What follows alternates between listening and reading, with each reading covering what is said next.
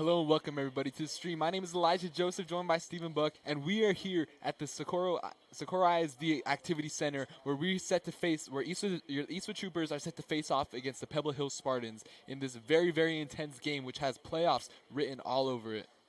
Yeah, Troopers coming in on a 2-loss streak, hoping to bounce back here against Pebble Hills. Really an important win if they want to keep those playoff hopes alive with only 3 games left. Very much so, as obviously we have Pebble Hills tonight, and then next week at home you have Coronado, and then finally the following game, your last of the season, is against the Montwood Rams. Yeah, you still got a tough stretch of division games, but it really starts today with winning this one. And that's all they can do is just keep their eyes on the game today. Absolutely. After losing 2, they're really going to want to win these next 3 games. I mean, definitely try to win out, have it the absolute goal to make playoffs. But how would the playoff implications fare after a loss tonight if that were to happen? Well, with a loss tonight, it's not dead yet. They would just need to win out and have Coronado lose both their games. Now, with the Coronado loss yesterday, they're both standing at 1 and 2 in district, 4th and 5th place respectively. Absolutely. Well, we'll see what they can do tonight. As Eastwood the offense takes the field here tonight for the first drive so far. The kick, which is a great kick, by the way, from Pebble Hills, was booted into the end zone. So Eastwood will take over at the 25-yard line. Well, they will start tonight for what is sure to be a very exciting game.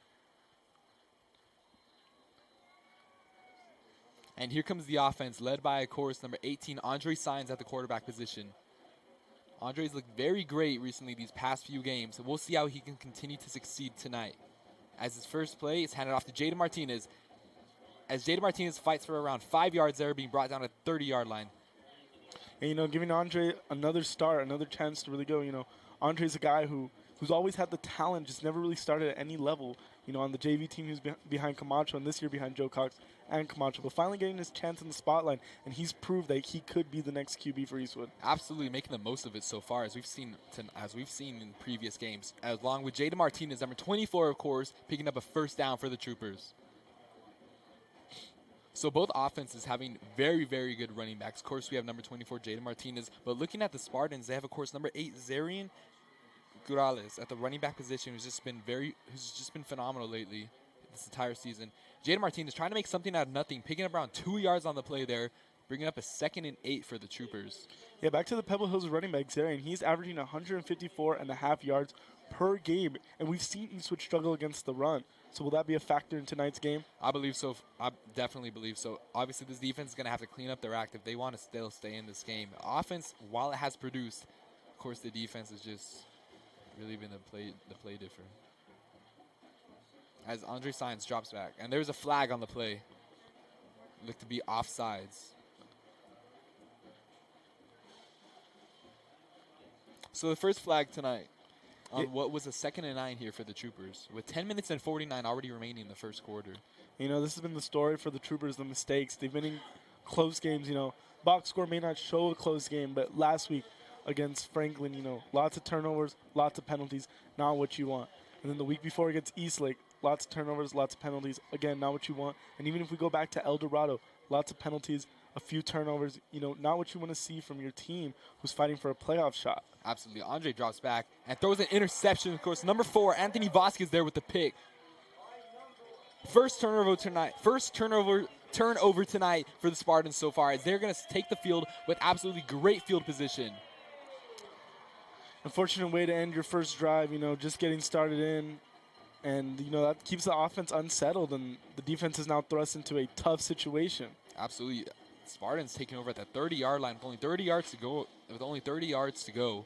This is definitely some great field position, and we're sure to see how the playmakers are going to be utilized in this very good territory for them. Of course, number 1, Joe Fernandez, their quarterback, who's played great this year. The sophomore starting quarterback for the Spartans is out to lead this team tonight, followed, of course, by his star running back, Zarian Gurales.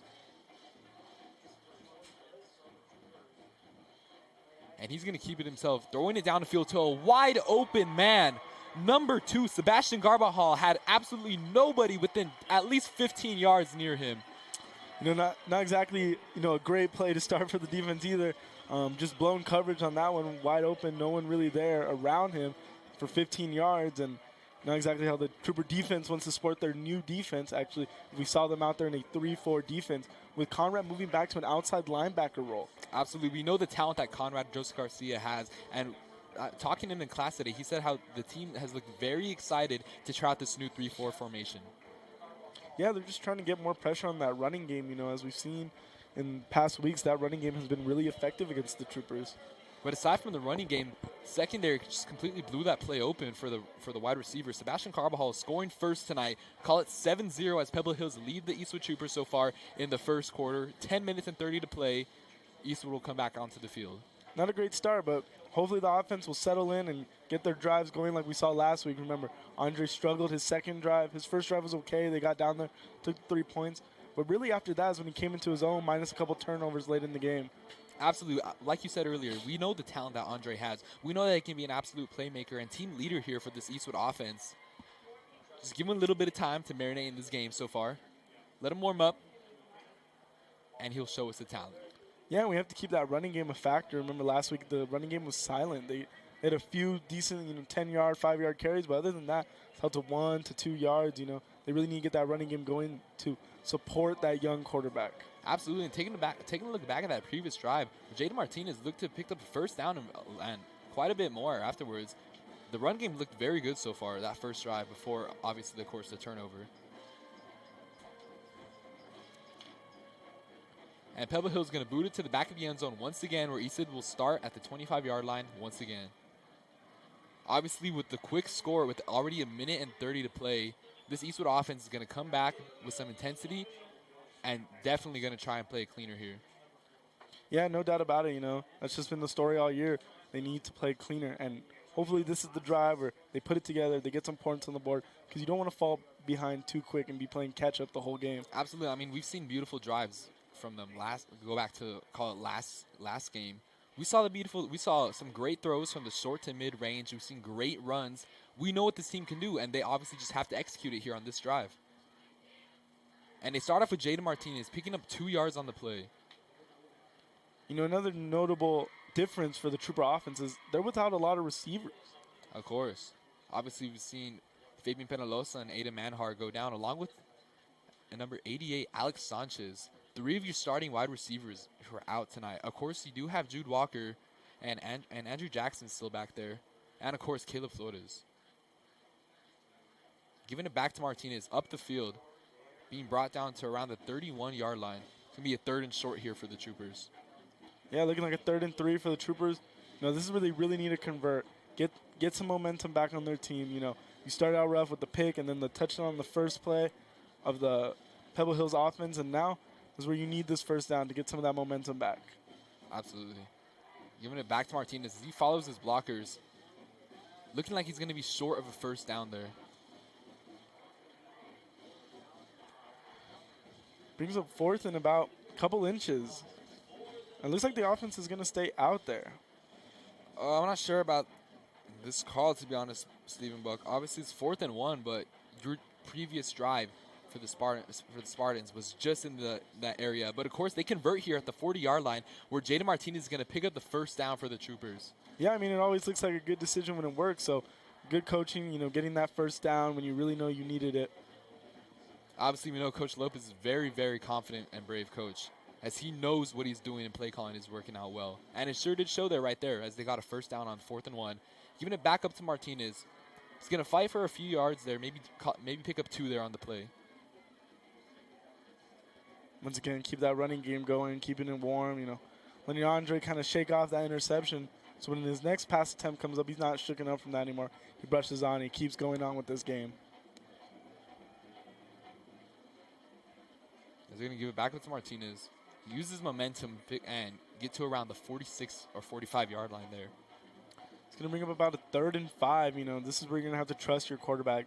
Let him go. The running game has broken off some 5-yard carries, but it's really been slow, 3-yard carries, and this is where you just need to trust your quarterback here. We'll see what Andre can do here. Obviously, we know that he likes to run it himself sometimes as he scrambles out the pocket.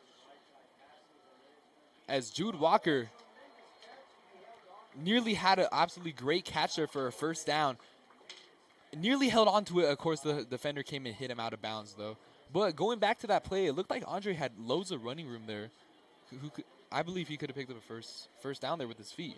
I mean, yeah, but we've talked about this connection between Jude and Andre and Jude and Camacho. They really like their guy, and they wanted to get it to him Fortunately, may have not been the best decision, and now it's going to bring up a 4th and 5. And it looks like the Trooper offense is going to stay out there once again. Questionable but big 4th and 5 for the Troopers. You don't really want to give it back to the Pebble Hills Spartans on this field position. Maybe this is where you're calling number and call the quarterback keeper yourself. As you see the 5 players going out there, however, they get the reception off. They got a receiver down there picking up first down. And that's going to be number 80 there, Andrew Jackson, the sophomore wide receiver who's going to pick up the first down for the Troopers. Obviously, we haven't seen Andrew Jackson do very much as he's been a starter out there, but he is really picked up from where these injured receivers have came from. And it shows there as he picked up a first down and more, as Jaden Martinez is going to bring it to around the 43-yard line for a 2nd and mid. Yeah, it's going to be about a 3-yard carry on that. And like you said earlier, Andrew Jackson, really young receiver, learning this varsity playbook, it's a lot. And he's young, and he's making plays already for the Troopers at such a young age, really brings the motto, next man up, really into perspective, because he is the next man up sophomore. He still has 2 years of this, and he's already here playing at this level for the Eastwood Troopers. Absolutely, as Pebble Hills brings the blitz there, and Jaden Martinez is going to be tackled for around -2 yards there on the play. It's going to be a third and long there for the Troopers. So obviously the Troopers are here in the middle of the field, finally in the Spartan territory. What's been a pretty good drive so far. Obviously we've had the 4th down conversion that they did have, and the negative yardage there on the play. But we'll see how they fare here on a 3rd and 10. This would obviously be the biggest play so far for the Troopers if they can pick up this first down. It's going to be the longest one tonight. And they bring in Chavira, who's not only the short yardage back, he's also a really good pass blocker. So that's what we're going to see here. Absolutely, as they motion him out. Andre drops back, gives it to Jude Walker. And Jude's going to be tackled short of a first down, maybe picking up 3 yards on the play. Yeah, just a great tackle by that Pebble Hills linebacker. He really got up there, made a great tackle on Jude, preventing that screen from developing. And now it's going to bring up a 4th and about 6 for the Troopers. Julius Gasso there on the tackle there for the Spartans. Only allowing 3 yards on that reception from Jude Walker. Looks like the receivers are going to spread out, leaving Andre alone in the backfield. As we know, they love to do that on these big plays. Andre, obviously, of course, very good in the pocket.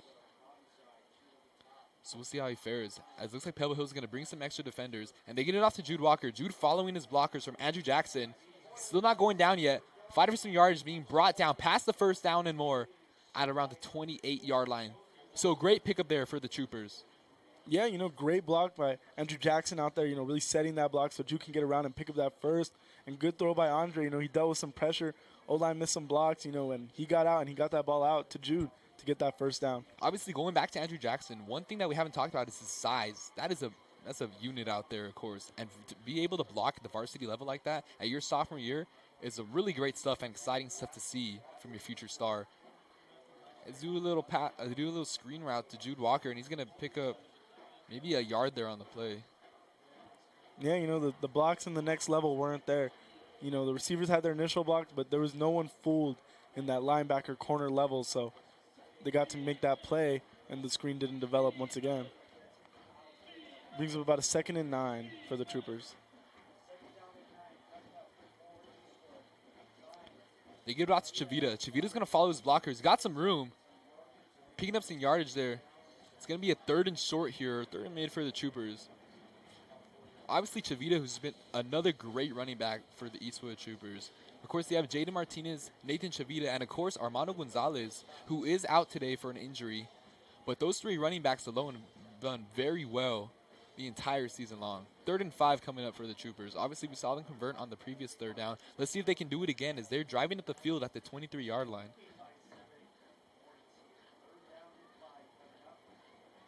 Andre gives it to Chavita.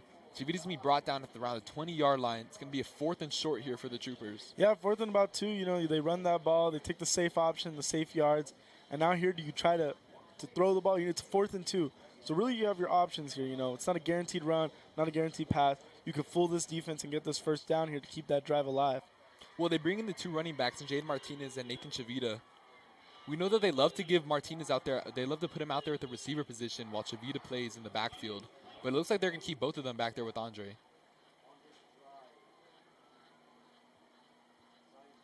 And Andre's going to keep it himself. He had room to run and slightly overshot his man, Jude Walker, which would have been a touchdown there. And, you know, once again, you know, young quarterback, young mistakes. He has the room to run, and he just doesn't take the short yardage to get that first down. You know, but it looks like he's settling in. You know, that was a better drive by Andre. And let's see if this defense can get out there. Once again, the revamped 3-4 Eastwood defense, you know, to get this stop and hopefully put a halt to a running game, which they've struggled to do all season. Obviously, we haven't seen the run yet so far, as it took only one pass to get the Spartans into the end zone.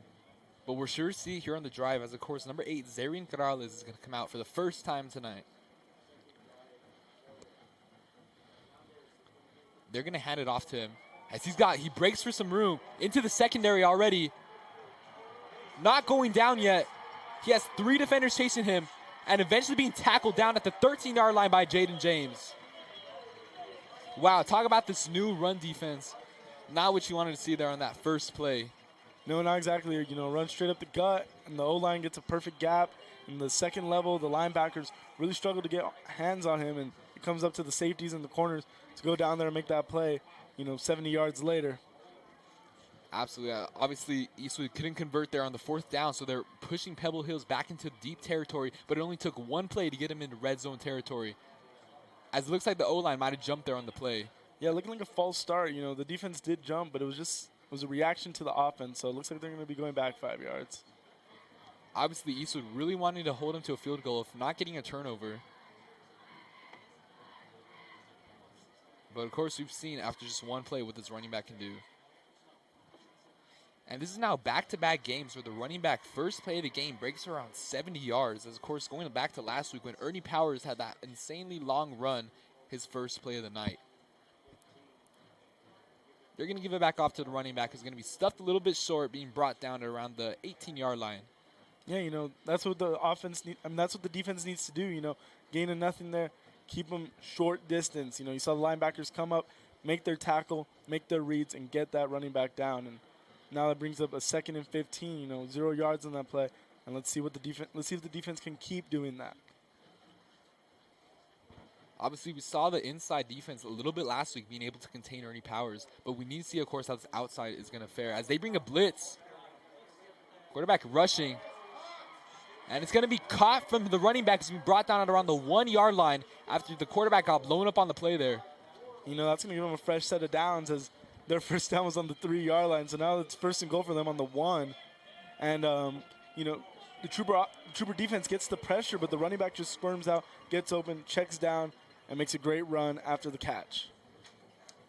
No question about it here. They're just going to want to run it straight up the gut here on this first play. You know, once again, now Pebble Hills is showing the split backfield, and they give it to number 8, who's going to be stuffed. Bring up a 2nd and goal here at around the 2-yard line. Great stuff from the Eastwood defense to be able to get up there and disrupt that play. Obviously, they're going to have to step up like that the remainder of the night if they want a shot at stopping this running game.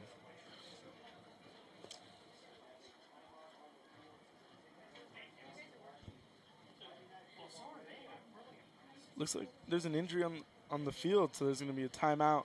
And let's just go back to discussing that run defense. You know, you saw the 3-4 defense.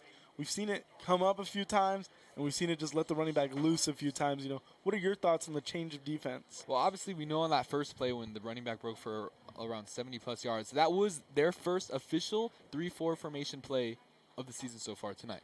And obviously, we're not expecting to break out for a big run like that.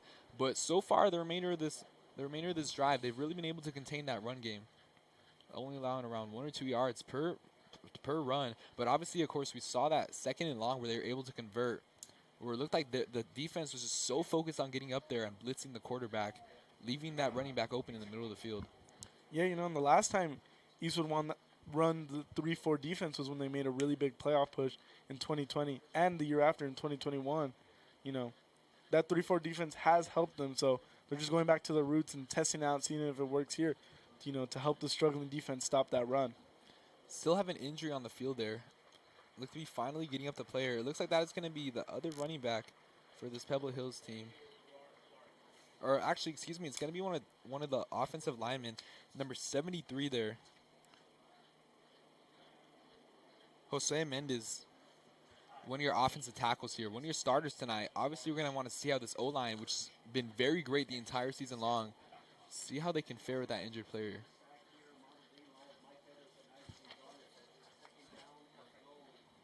And excuse me, it's number 78, Dominic Eloriega there.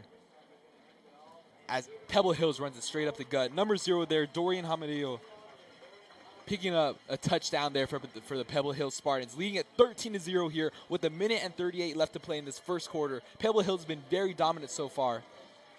Yeah, you know, Troopers is off to another rough start, and this is how we've seen their games go. They start off rough, and then they try to fight back into them, but, you know, the turnovers and the penalties just keep them out of games. Absolutely right, and we want to see, of course, what might be a must-win game here. We're going to see how it fares, and of course the false start there for the defense was trying to block the kick. Of course, we've seen Jaden Deal block a few kicks so far the entire season long, but just a false start there for him, which is just going to hinder this drive even more. Yeah, and of course Pebble Hills is just going to decline that, as you know the kick was good. You know, Jaden Deal, we've seen him jump off sides before. We've also seen him block a few kicks. So and hurt a kicker. Obviously, Jaden Deal, absolute dog. He's been an outstanding defensive player at the cornerback position. Hasn't let up many catches the entire season long.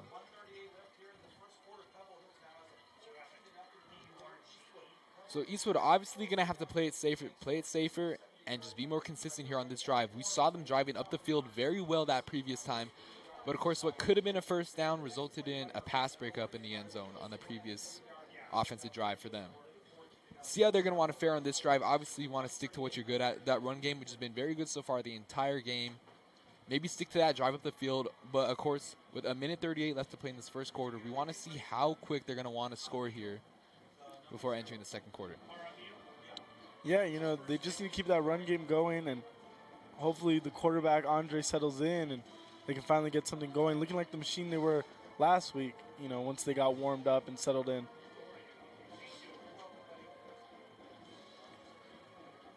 And kicks can be booted into the end zone once again, so Eastwood will take over at the 25-yard line.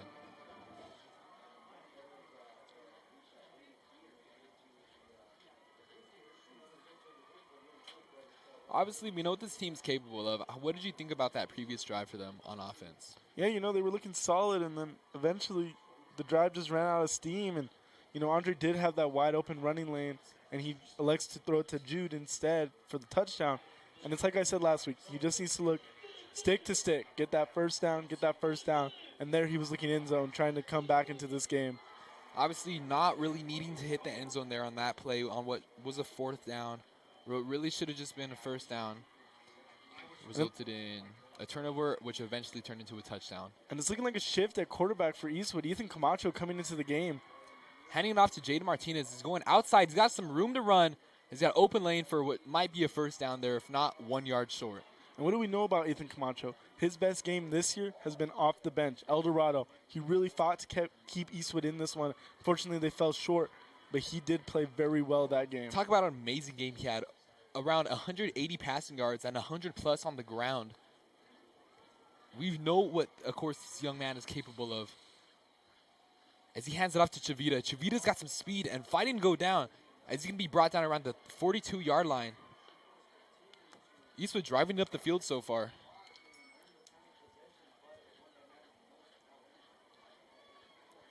So a first down at the 42-yard line. Where his run game has looked very good this drive. And, you know, Chavita, he's tough. He runs tough. He's going to hit you. And, you know, he is also a little shifty. You know, he can shift out there, but he's tough. He's just going to keep running into you, getting those yards, you know, grinding for those yards after contact. Well, Jaden, he is the more finesse. You know, he's gonna shift on you. He's going to get to the outside. He's going to show his speed. Obviously, stuff like that. He might even hurdle over you into the end zone like he did 2 weeks ago at Eastlake. But obviously, going back to that, we know that these two running backs have just been a very strong base of the season so far on the offense.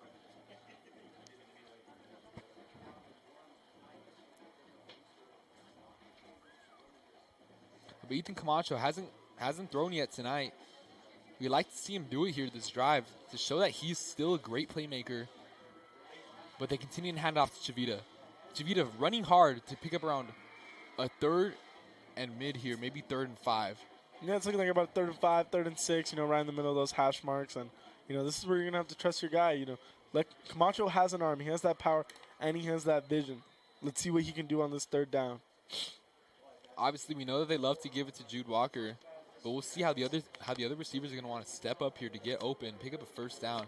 But it will be a timeout called on the Pebble Hills Spartans. No, that was actually the end of the first quarter. Sorry about that, ladies and gentlemen. First quarter already going by. Score is 14-0 as Pebble Hills is leading the Eastwood Troopers. Obviously, Eastwood driving here so far on this drive. They had a great offensive drive around a little while ago. Looked very good up until they weren't able to convert on the 1st down. But looking to shape up very good here as they're already near midfield at the 46-yard line for this 3rd and 6. Yeah, not exactly the first quarter Eastwood wanted to have, Started off slow on offense, and the defense, didn't exactly wake up for those first few drives. But, it's the 2nd quarter now. You start new, you get settled in, and hopefully the defense will get more sturdy and start stopping that run. Obviously, you're going to want to make this as close of a game as you can, as Pebble Hills will get the ball at the start of the 2nd half.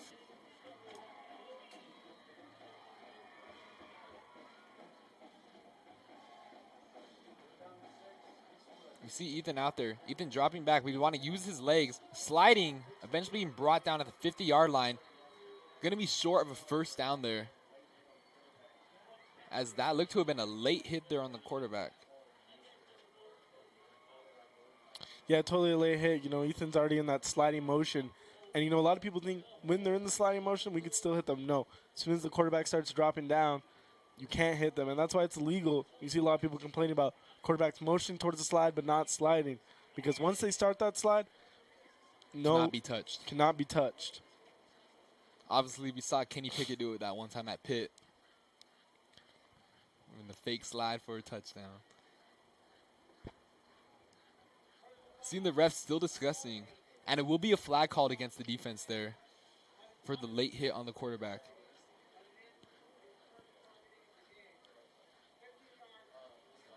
So it will be a 15-yard penalty there where the Eastwood Troopers will take the field at around the they're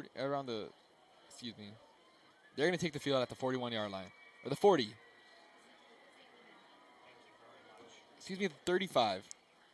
Math, ladies and gentlemen, math. And you'll take those 1st downs, however you can get them. I mean, obviously, great pickup of 15 there on the play. So 1st and 10 for the Troopers. Ball's at the 35-yard line. Obviously, we know that Ethan Camacho loves to run it himself, and he's very, very fast, young man.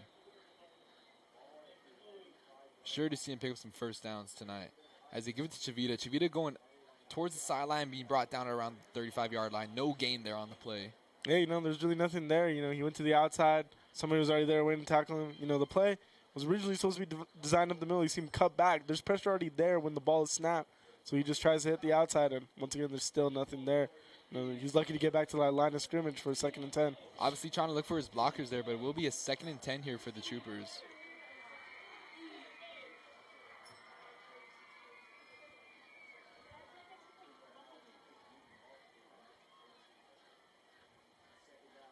As Ethan's going to keep it himself, go up the middle and then eventually slide down for around 1 gain.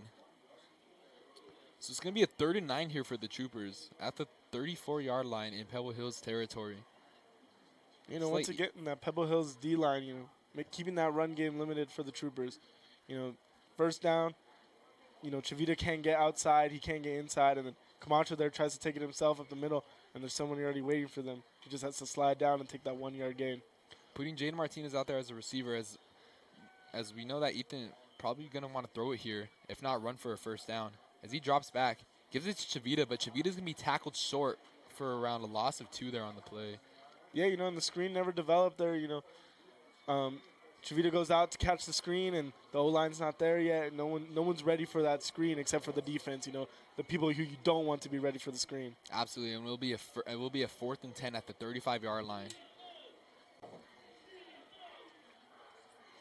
It looks like the offense is going to stay out there as they're in what I like to call no man's land. I brought it up last week. I'm going to bring it up this week, Absolutely. Just very uncomfortable position here at around the 35-yard line. Not exactly where you can kick the field goal. Not exactly where you want to punt. So you just got to man up and get that 4th down conversion. They bring the 5 receivers out as Camacho has time. Pump fakes. Tries to run to the outside. Throws it. And overshoots his receiver. Jude Walker was just looked to be standing by his own near the end zone. And that was actually receiver number 6, Caleb Flores. Flores there, excuse me. You know, and just like that, the Spartans get the ball back. You know, let's hope the Trooper defense can be stout here and get the stop and get the ball back into the hands of the offense, which was looking better this drive as well. Obviously, you're down 2 possessions, but not where you want to be still in the second quarter. Obviously, 14-0 is the score. Your defense is going to definitely need to make a play here. You see the 3 receivers out there on the right and the one at the top. And you see the linebackers pressing up, you know, trying to jump that snap or trying to get the O-line confused, you know, wondering who's blitzing. As all 3 linebackers are going to come in. They're going to give it to their fast running back who's being brought down at around the 39-yard line. This is going to be number 8 again, Zarian Quarles. It's going to bring him about 2nd and 6, you know. Still a good run on the play, you know. As, you know, the O-line coach, Coach McCage, always says, 3 yards of carry wins you a game if you're using all 4 downs. Getting 4 yards of carry, you're winning the game just like that. 3rd down, 1st down, you know, and that's what they've been doing. They've been getting what they want with the running game. And 4 yards, 5 yards. And dead play there as the flag is thrown. It will be a false start prior to the snap on the offense, which will push them back for around a 2nd and 11. So obviously Eastwood here with the 2nd and 11 on defense, going to want to just really take as much as they can from this flag, as you're really given an opportunity here to prevent a 1st down. Yeah, you know, they erases that last play, that 4-yard carry, which puts them in 2nd and 6. Now it's 2nd and 11. They're a yard back from where they started. So you pretty much get a do-over minus it down. You know, it's perfect for the Eastwood defense to step up here. And the quarterback's going to drop back. Has the defense coming towards him. He's going to show his moves. He's not going down yet. Eventually going down at around the 33-yard line where he will lose maybe 1 or 2 there on the play. You know, that's what we see with the Eastwood 34. A lot of blitzes. Those linebackers are not staying still. They're blitzing in every play, especially that outside linebacker, former defensive end, Conrad Joseph Garcia. Absolutely. Of course, we know him as one of the star players here on this defense, as he can really do it all either in the trenches or in the backfield. But showing some nice stuff there on that play, which will bring up a 3rd and 13 here for the Pebble Hills Spartans. You know, this is where the defense needs to make that one play, one stop, get off the field, and let's see if they can do it. They give it to their wide open man, number 14 there in the middle of the field. He's taking up the field, eventually being brought down by Jaden Deal at around the 10-yard line. Number 14, Jaden Cadetes, picks up a 1st down and plenty more there for the Spartans. You know, that keeps the defense on the field. You know, unfortunate end to what looked like could be a stop. Wide open man right in the middle. Saw the little post route right in the middle as he cut and had nobody near him there.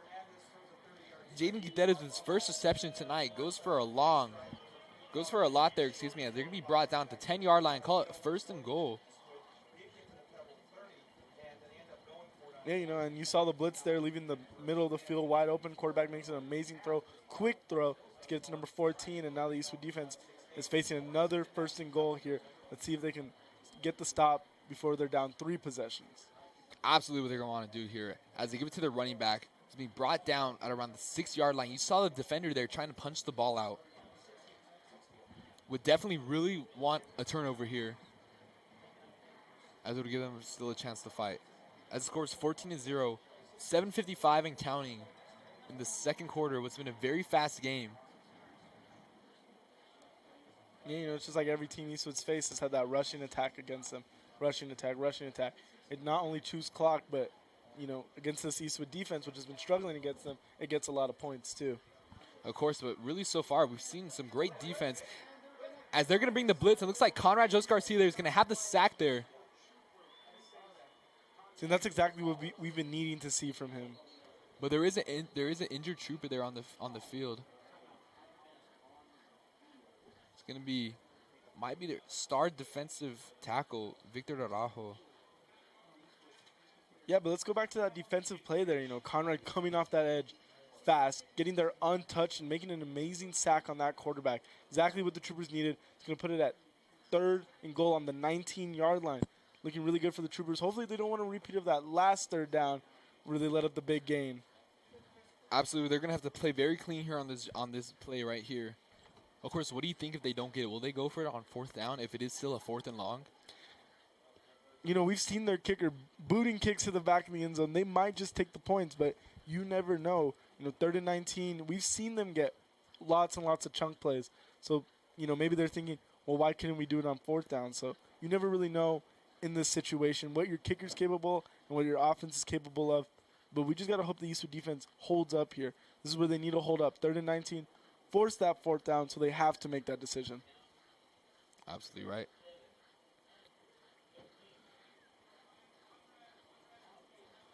We still see the player there down on the field. Obviously, we hope that he's all right. It looks to be signaling down at his right leg.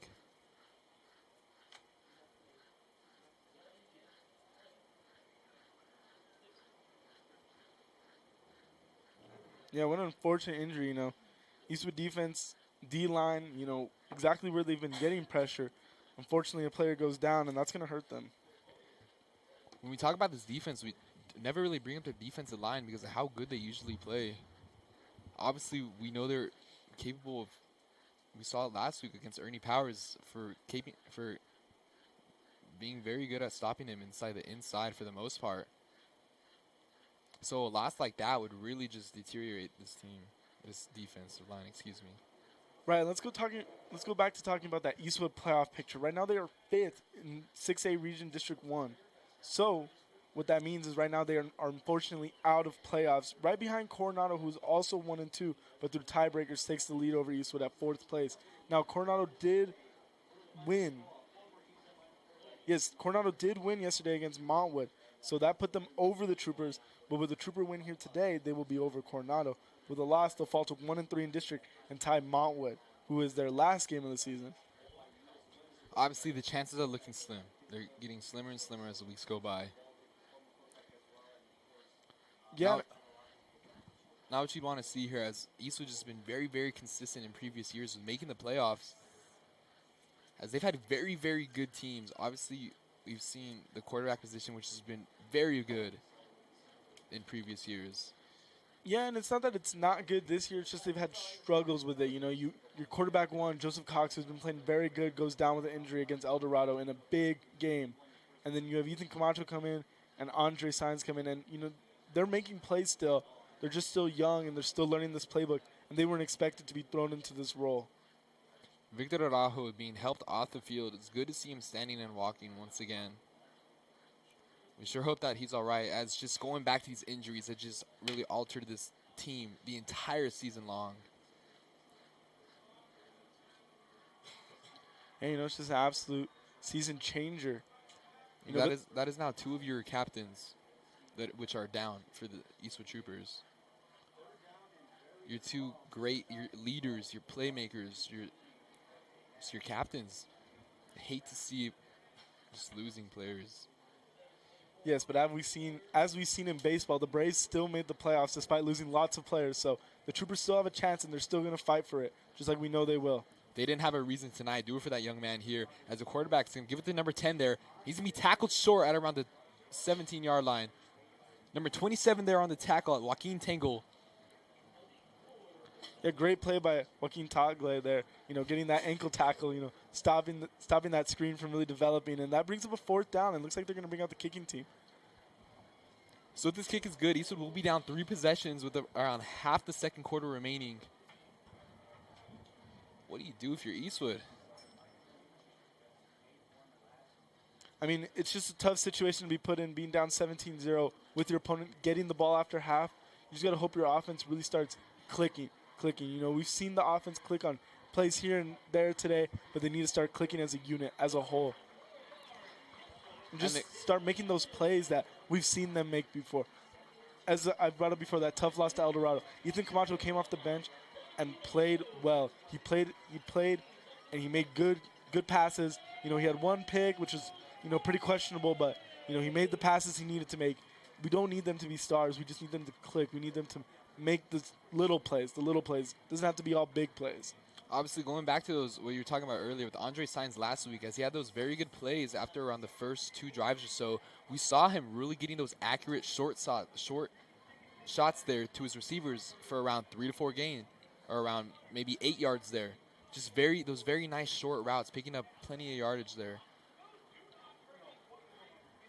Obviously, we know that consistency like that is going to allow them to drive it up the field and finally get some points up on the board. As 6 minutes and 13 seconds are what's to remain here, and Eastwood is still scoreless. Eastwood's just hoping they just need to get some points. They need to get back into this one. They don't need to focus on that score. They don't need to focus on the crowd. They don't need to focus on playoffs. They just need to get some points and worry about this drive in front of them. And with that, if they just keep focusing on that, they can eventually fight their way back into this one. As kicks can be booted to Jaden Deal. Jaden's going to take it up the field, going to go into some defenders, and eventually be brought down to 15-yard line where the Troopers will take over. Obviously not as good as field position as they've had the entire night, as the special teams for Pebble Hills is able to get in there and really prevent a gain. Obviously, Jaden Deal, of course, who's been a star in special teams, taking it up the field always to around the 30 to 35-yard line. Not able to get much there. Yeah, not exactly the return you want to see, getting barely to the 16-yard line when if you just let it go behind you, you get to the 25-yard line. But it's okay. This offense is going to take the field. We're going to see what they can do. Looks like they're back with QB Andre Sainz on this drive. And that's right. Andre Sainz is back out there with Chavita. Of course, taking a look down at the right, you have new receiver Liam Araujo there. Brother of Victor Araujo, your star defensive tackle. See how he'll fare tonight and if they'll want to go to him. Of course, Andre drops back. Going to air it out and slightly out the hands of his receiver there. Yeah, DB had a great jump on that. We're lucky that's not another 6 for Pebble Hills right there. Bounced off his fingertips and nearly going back the other way. This would not have been, just would have continued to add on to his lead. However, they're lucky to get that one back as the ball was intended for Jaden Martinez, who had the defender on him. And unfortunately, this is the consequence that comes with rotating quarterbacks. They can never really get settled in. We see Andre making costly incompletions. We see Ethan come in, and he's not exactly settled in, and now they're throwing Andre back in. But let's see if he can click on this drive. He drops back. Has some time. Going to air it out and overshoot his man. A little bit of miscommunication there with his receiver. Yeah, he really just launched that ball, about to nobody there. And it's going to bring up a 3rd and 10 on their own 16-yard line. Not exactly the start to this drive you wanted to have.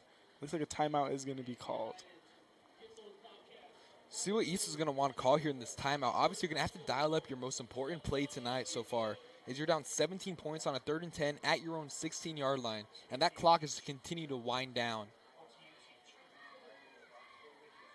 Yeah, your time before half is running out. And you don't really want to go into halftime scoreless. You want to go into halftime with something.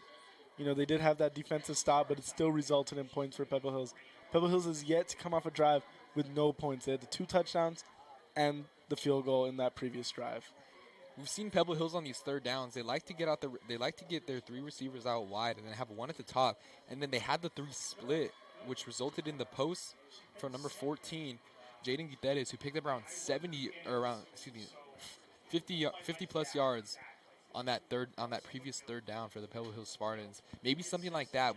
We know that Eastwood loves to have the 2-2 formation with the receivers, 2 on the left, 2 on the right. Yeah, it looks like that's exactly what they're going to go to now. With Chavita still in the backfield, you're passing back, and let's see if they pass here. Looks like they're going to have him out there to block. As the defender gets in there, completely misses Andre. And Andre's going to get it out, and it's going to be intercepted once again from Pebble Hills.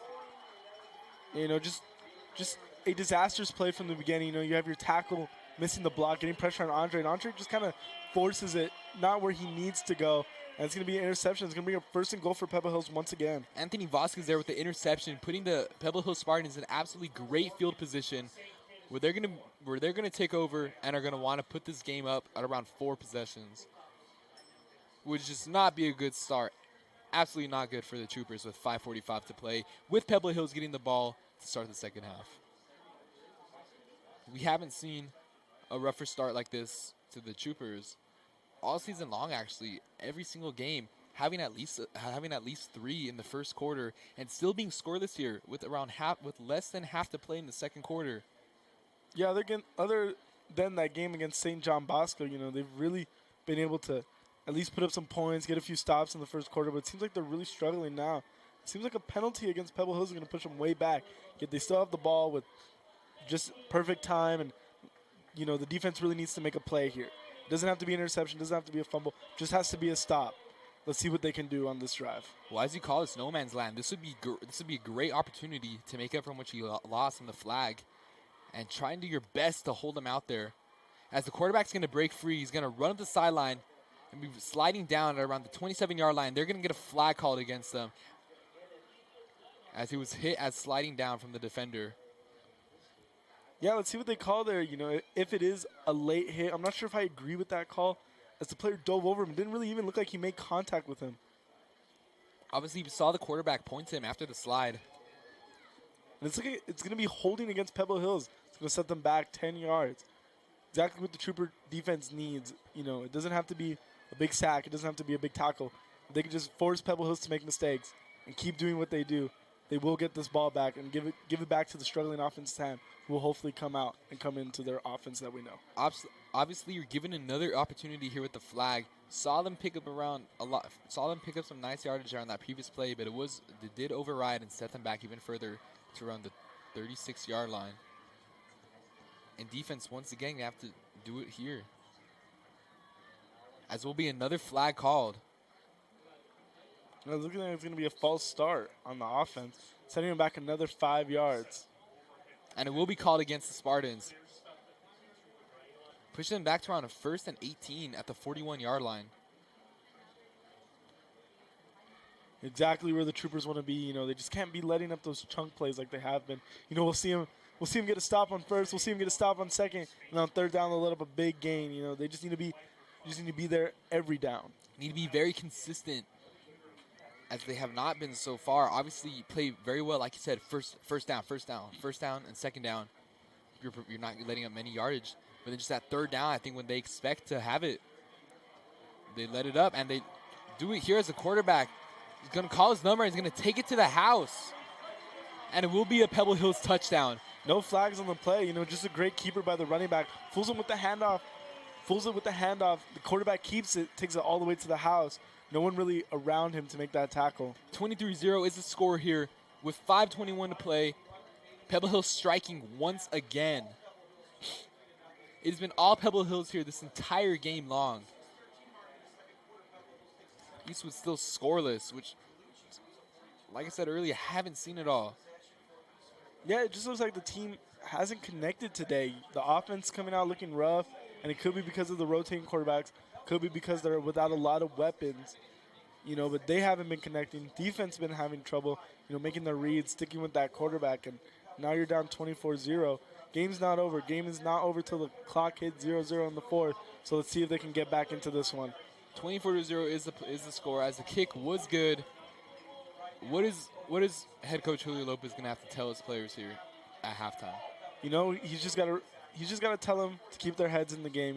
It's easy when you get down big. As yourself as an athlete, when you see your relay down big in a race, it's easy to go, well, I'm not going to catch him, but you just need to keep going, keep making the small plays. You'll get a big play here. Just keep getting back into the game. Keep doing what you can do. And it's really going to come down to a team effort here, as everyone's going to need to step up. Obviously, we've seen in previous games when certain players will step up at coming out of the half and just look very good. But we need the entire team to follow up with that momentum.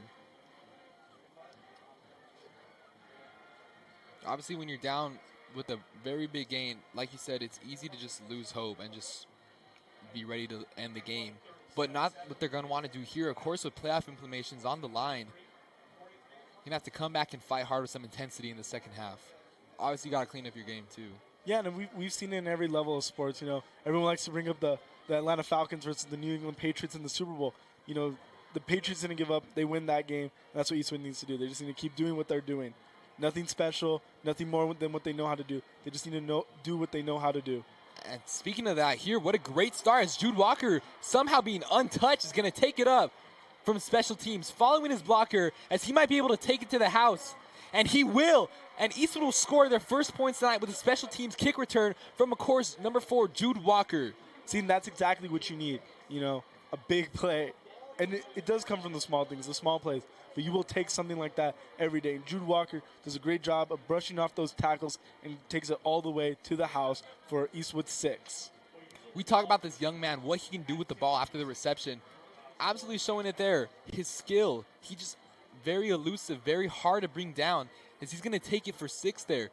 Do you believe that this can be the momentum that Eastwood needs? Yes, it could be. It can set the tone. A big play like that always hurts more than just a drive, a long drive. When you let up a touchdown on special teams, it gives you more momentum than a normal touchdown, as I would like to say. As both are important, both give you momentum, but a special teams touchdown really gets the team fired up, really gets them going. And let's see what the defense is now going to come back out. Let's see if they can get that stop. Absolutely, going back to when it can really change a game, going back to Thursday Night Football when the Seattle Seahawks had that kick return for 6 against the 49ers, really making that game a very close game, however resulting in my Seahawks losing to the Niners. Yeah, it really didn't give them enough momentum that game. But it's now we're going to see here, as, of course, we know that Troopers are going to strike back hard and strike back with some intensity. 24-7 is the score here. Clock is winding down with 5 minutes left to play. Obviously, defense going to have to play the best that they ever have here to prevent Pebble Hills from scoring once again. You have the momentum from the touchdown. You just got to really make sure that momentum is on the entire team now, especially on the defense. Yeah, the defense really has to come out here. They make that statement stop and get it back in the hands of the offense. They'll be ready to go. Now, we do have to be wondering, we didn't get to see the offense on that last drive. Are they going to stick with Andre Saenz, or are they going to put Ethan Camacho back in the game to see what he can do again? We saw them do it already. I believe they're going to bring back Ethan Camacho. Obviously, Andre's just played very, very well his previous games. I was honestly a little surprised when they took him out so early in the start of this game. But, of course, obviously, two interceptions already so far in the second quarter. Yeah, 2 costly interceptions and giving Pebble Hills that great field position. Do they put Camacho back in? And we'll see that on the next offensive drive.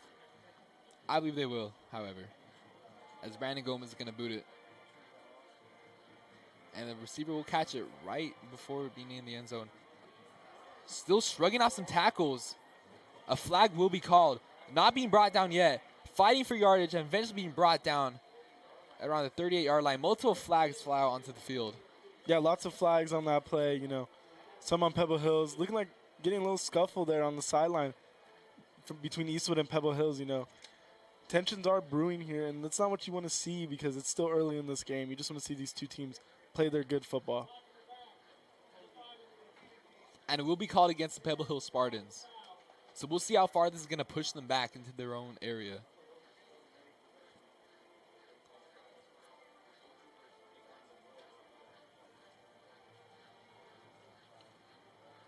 Yeah, we did see a late flag on that play. They must have picked it up and decided not to call anything on that flag. As they will start at the 16-yard line. Obviously, they were brought down around 20 yards before. They were brought down around 20 yards after being called at the 16. But this could be, of course, the momentum that the Eastwood defense needs if they didn't have it already.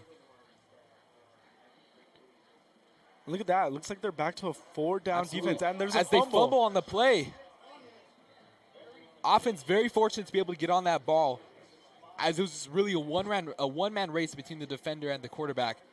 However, the quarterback was able to come up with it, pushing them back even further.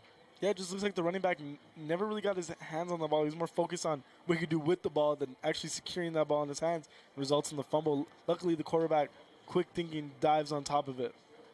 As it's going to be a 2nd and 17 for the Spartans at their 9-yard line. If Eastwood didn't have the opportunity yet tonight, they definitely have it here. It looks like Eastwood is transferring back, just like I said that last time, to the 4-down on the O-line. The quarterback's going to keep it. He's going to have a great block from his running back, and it's going to be brought down to the 24-yard line. So nearly getting all the yardage back there on the run. This quarterback tonight, Joe Fernandez, has been very good on his legs. Yeah, we've made him seen him throw some perfect throws, when he needs to throw. But other than that, he's been on his legs. Really been a dual threat option for the Pebble Hills Spartans this season. Absolutely. It's going to be a 3rd and 3 here at the 23-yard line. Eastwood definitely going to have to make a stop here. As they give it to the running back. And it looked like he might be short of a first down. Looks like the refs are going to talk about it, and they're going to give them the first down. That was either a 4th and inches or a first down, and the refs decided to give him the first there. Wow. What do you think? Would they have gone for it if it was a 4th and inches? You know, I think you're up so much, and the running game has been getting exactly what you want from it, and you've seen Eastwood show that aggressiveness. I think you're going to show it right back and try to pick up that first down. Absolutely right. But, of course, it did result in a first down. So, will be a timeout called on the Spartans. 3 minutes and 10 seconds left to play in the second quarter. 24-7 is the score. Obviously, we've seen Eastwood trying to fight back into this game. But will it be enough? We'll see after the halftime break. Yeah, we see Eastwood take their second time out of the half there. And trying to get that defense, you know, trying to talk the game back into them, you know, seeing what they can do, telling them they can do it, you know, getting them back into this game. We've seen the linebackers make play. We've seen the D-line make plays. They just need to play together, you know. Some plays we have the linebackers making plays. Some plays we have the DBs making plays. You all need to be making the plays here. Yes, they need to run as a unit. Same thing with the offense. The offense, you know, we've seen it. It's just not clicking. Not all the pieces are there. Obviously, you're really going to need to click to stay in the fight of this game with such important stuff on the line. It looks like they're shifting back down to the 3-man down as we see Conrad lining up on the outside. An instant pressure from those linebackers. But they bring him in. But the running back breaking free once again, following his blockers up the sideline. He's got some speed, but eventually going out of bounds at the 45-yard line. Number 1, Joe Fernandez there, the quarterback keep, which we've seen all night long, has been ripping through this Eastwood defense. Yeah, and we've seen Eastwood look for the answers, and we saw in that play. They blitz everyone. He goes to the outside and beats them. We've seen them play contain, and he runs it up the middle and beats them. You know, he's just been really that dual threat option for them. Really knowing how to follow his blockers. These receivers here are obviously blocking very, very good for their quarterback. As that seems to be the scheme here tonight. And Eastwood back to the 4 down on this. And we give it up to the running back who's going to fight for yards, being brought down to the 42-yard line. This run game has been really tearing up the Troopers so far in the first half. Yeah, that's been the story of the whole season. You know, the run game's really been able to get what they want. As we saw another 4-yard carry there. And those 4-yard carries will, you know, keep adding up, keep adding up. Remember, 10 yards for a first down, 12 yards is a first down. And, you know, that's what Coach McCage is always telling us. You get 4 yards a carry, you win football games by 1,000. That's all you need is 4 yards every play. As they get plenty more there, as the running back we brought down at the 29-yard line. Jaden Deal there on the tackle for the Troopers, as it will be a first down for the Pebble Hills Spartans. Yeah, we've seen Joe Fernandez make some amazing runs, you know, on this drive, but we can't, you know, count out Zarian Quarles. You know, he's still the leading rusher, averaging 154.5 yards per game, and we saw just why right there, you know, making plays. So they're going to bring a blitz, and it will work in their favor, being brought down to around the 30 or 29-yard line for around no gain.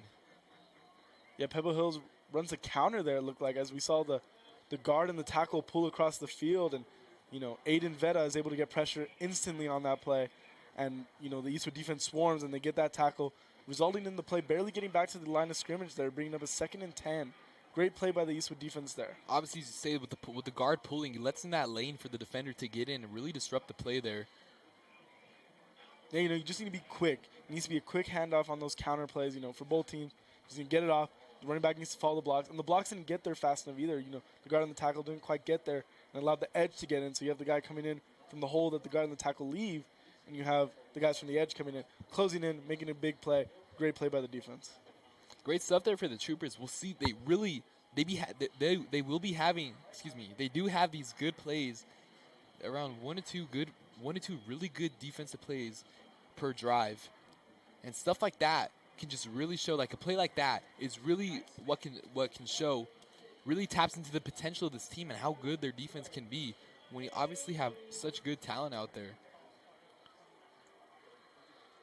Yeah, you know, the talent's there. They just need to click as a unit, you know.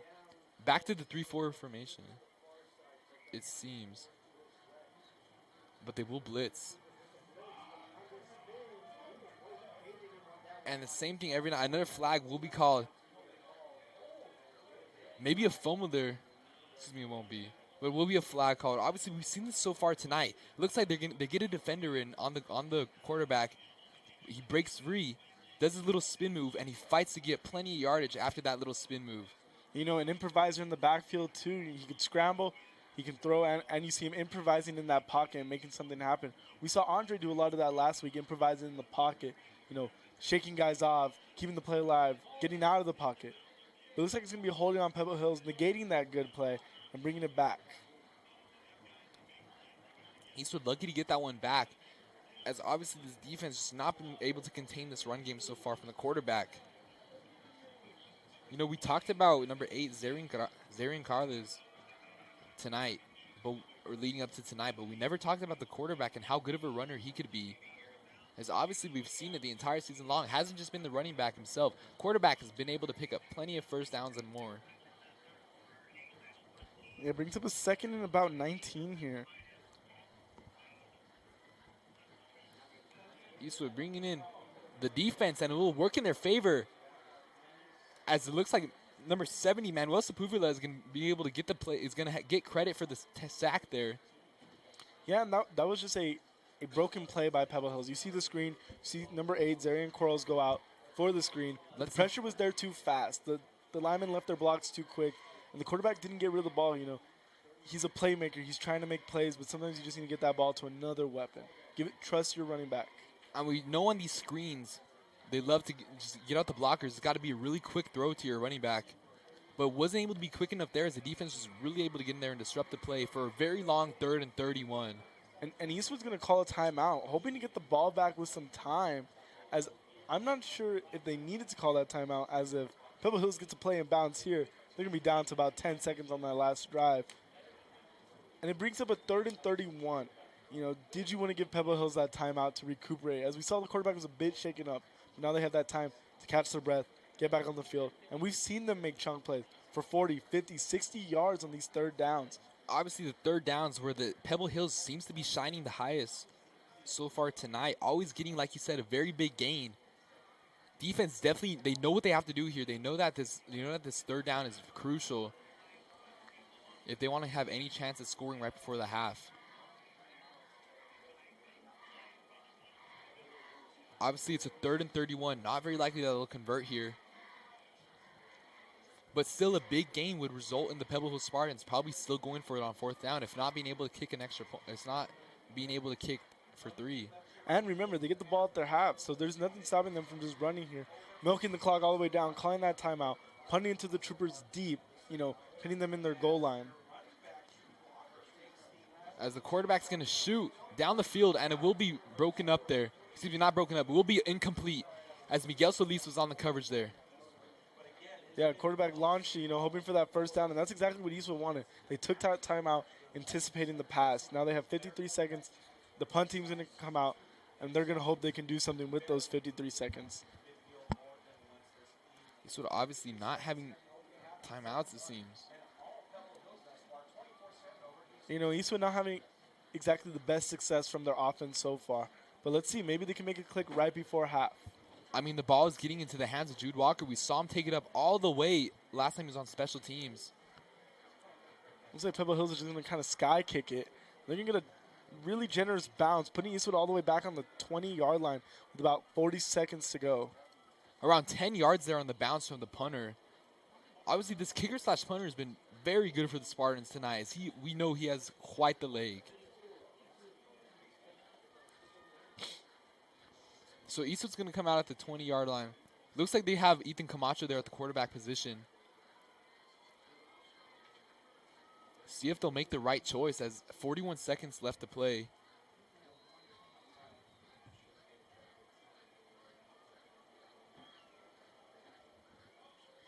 See, he does have Chavita back. He does have Chavita in there in the backfield with them. Yeah, they're just going to have to pass on this drive. They don't exactly have a lot of time to run the ball. Ethan's going to get the screen off to Chavita. Chavita has defenders coming and will pick up around 3 yards on the play. You got to get that ball in quick. Obviously, as the clock is winding down, 30 seconds left to play.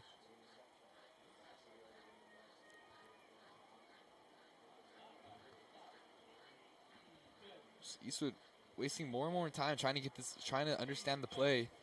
They're down to around 15 seconds and counting. Looks like they're just gonna let the clock bleed out and take it into the locker room and, you know, recuperate and get back out here for after half.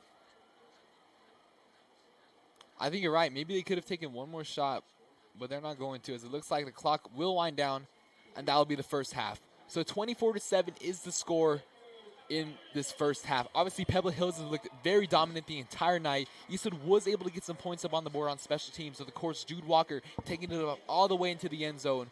Pebble Hills will start the second half with the ball. I've been Elijah Joseph, joined with Stephen Buck. This has been KEHS and EPAN. Thank you for following us in this first half. We'll be sure to join us on the second half on what is going to be very exciting.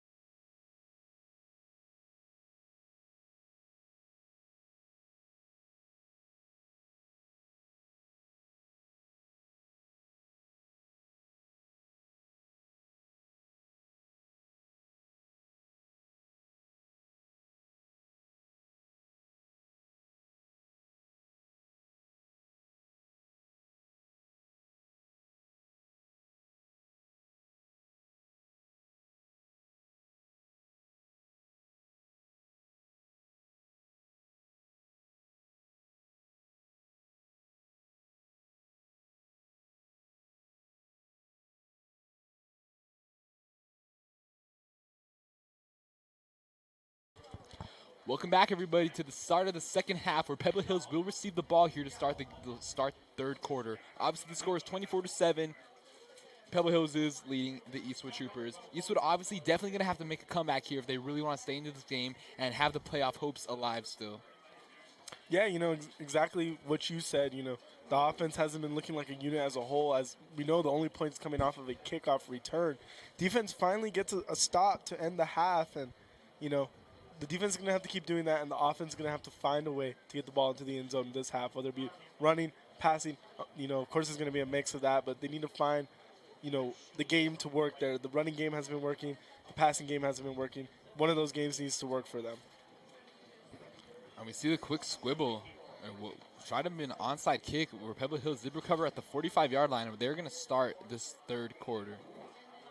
Yeah, trying to cook up a little bit of that champagne magic, the Saints in the Super Bowl a couple years back, and doesn't really go well for them. Pebble Hills going to get the ball in the 45.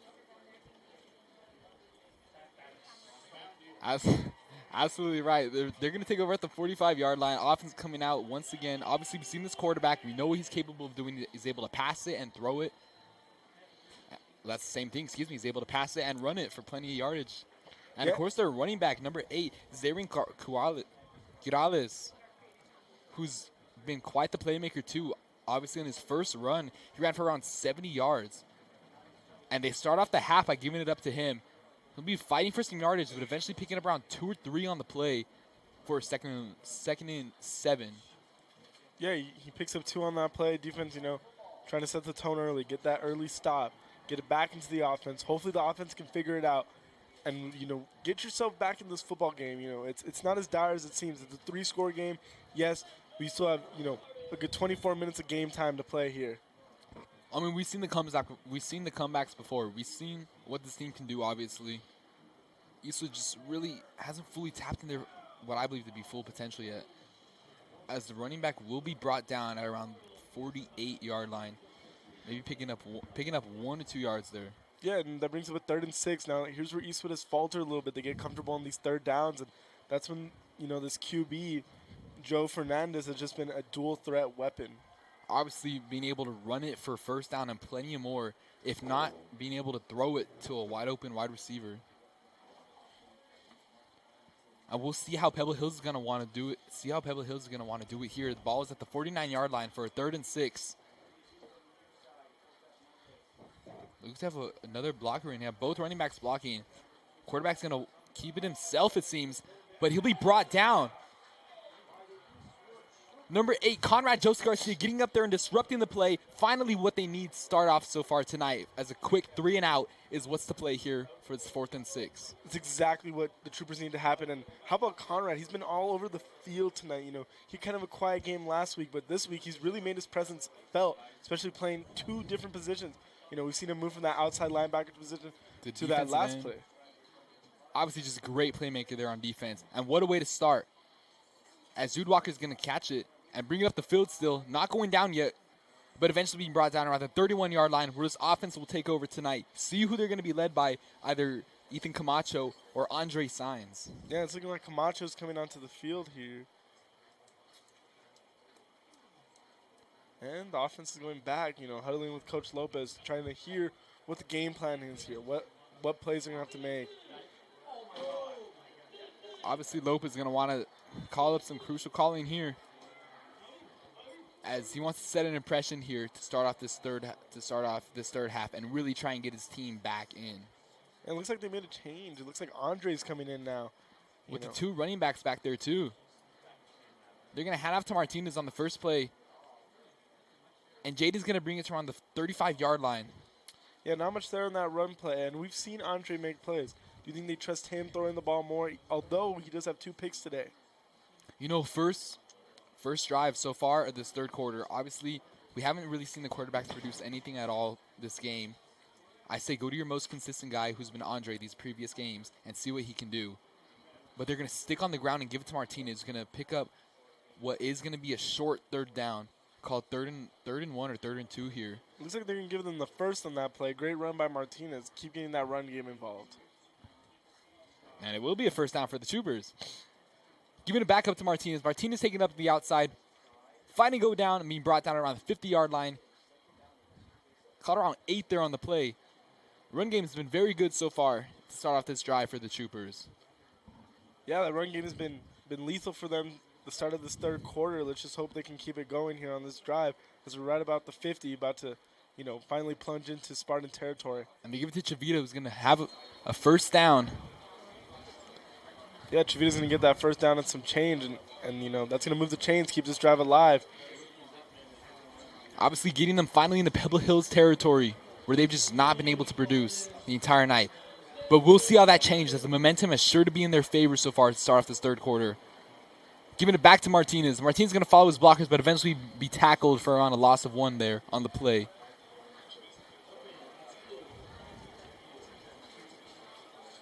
Yeah, he got back to the line of scrimmage there. They're going to bring up a 2nd and 10. Let's see what the Eastwood offense can cook up on 2nd down.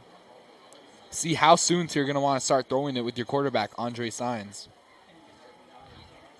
They're going to give it to Martinez. Martinez is going to fight to get some yardage, being brought down eventually at around the 41-yard line. Looks like it's going to bring up about a 3rd and 6. Now you have a decision to make here. Now this is probably 4-down territory for the Troopers as they're going to want to keep this drive alive. But do you pass here? Do you try to get some safe yards on the ground and then maybe trust your quarterback the next play? Decisions have to be made here. 3rd and 6, they're going to hand it off to the running back who's not going to be able to pick up the first down. So we'll be at 4th and mid here. Yeah, 4th and 4, the running game has kind of stalled out on this possession right here. Do you have to trust your quarterback here, or are you going to run the risk with the 4-yard run here? Obviously, we've seen Andre, who would have been able to pick up the first down. See if he can override that mistake and be able to pick it up here if he decides to scramble. You see that DB playing very deep on that matchup there. Maybe they're hoping for a mismatch there. As one of the linebackers going to position over. Obviously, you see the receiver there. It looks to be uncovered almost. Going to motion across. So you're going to have the 3 receivers on the left. Possibly a screen here set up on this 4th down.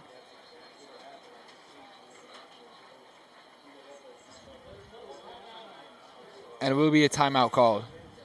Eastwood's first timeout of the second half. Now, usually those timeouts are a little bit more valuable than the timeouts in the first half. You don't exactly want to be throwing them around. Maybe Coach Lopez just didn't like the matchups that he saw out there. Obviously, when you're down that amount of points too, where these timeouts could save you if it turns out to be a very close game at the end of the 4th quarter. Not exactly sure it's going to play out yet. Yeah, it looked like they were just trying to set up that screen that they've been going to all game, the wide receiver screen. But maybe Coach Lopez just didn't like the way the play was developing with all the motions, and maybe there's some confusion on the field. Looked to have been a slow start there on that beginning of that play before it was snapped.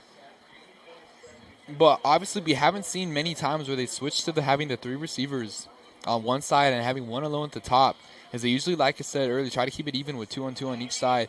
But of course, when you have those 3 receivers, it's obviously going to leave more blockers on that side of the field where the quarterback or running back will take it up himself. Looks like they're running the split backfield here. And a high snap there, getting out of Andre's hands, having to recover it down. Losing plenty of yardage there, and of course, resulting in a first down for the Spartans. It looks like that drive had some momentum going for it, but a costly mistake once again for the Troopers is going to end the drive. Small mistakes. Like you said, just small mistakes when the momentum is going so well. It's just been what's deteriorating this whole team and preventing them from really being able to succeed. Yeah, they get that stop on the first drive, and the offense doesn't really show much for it. Now the defense has rushed back onto the field, and you just got to keep hoping they can keep up with that production when you know they can't.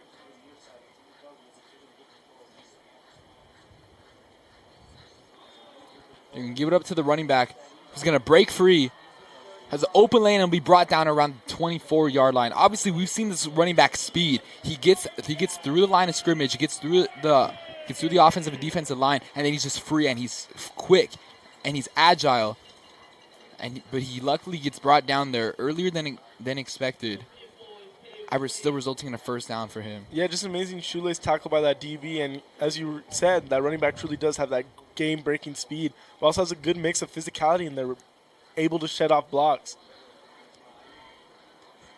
And the quarterback's going to keep it himself, but he's going to be brought down from the loaded defenders there. Looked like that was a little option there. You know, he gives it to the running back. And he tries to keep it and pull it, but the Eastwood, you know, blitzed there. It looks like they blitzed about 6 on that play. Got instant pressure on that play. That play was going nowhere.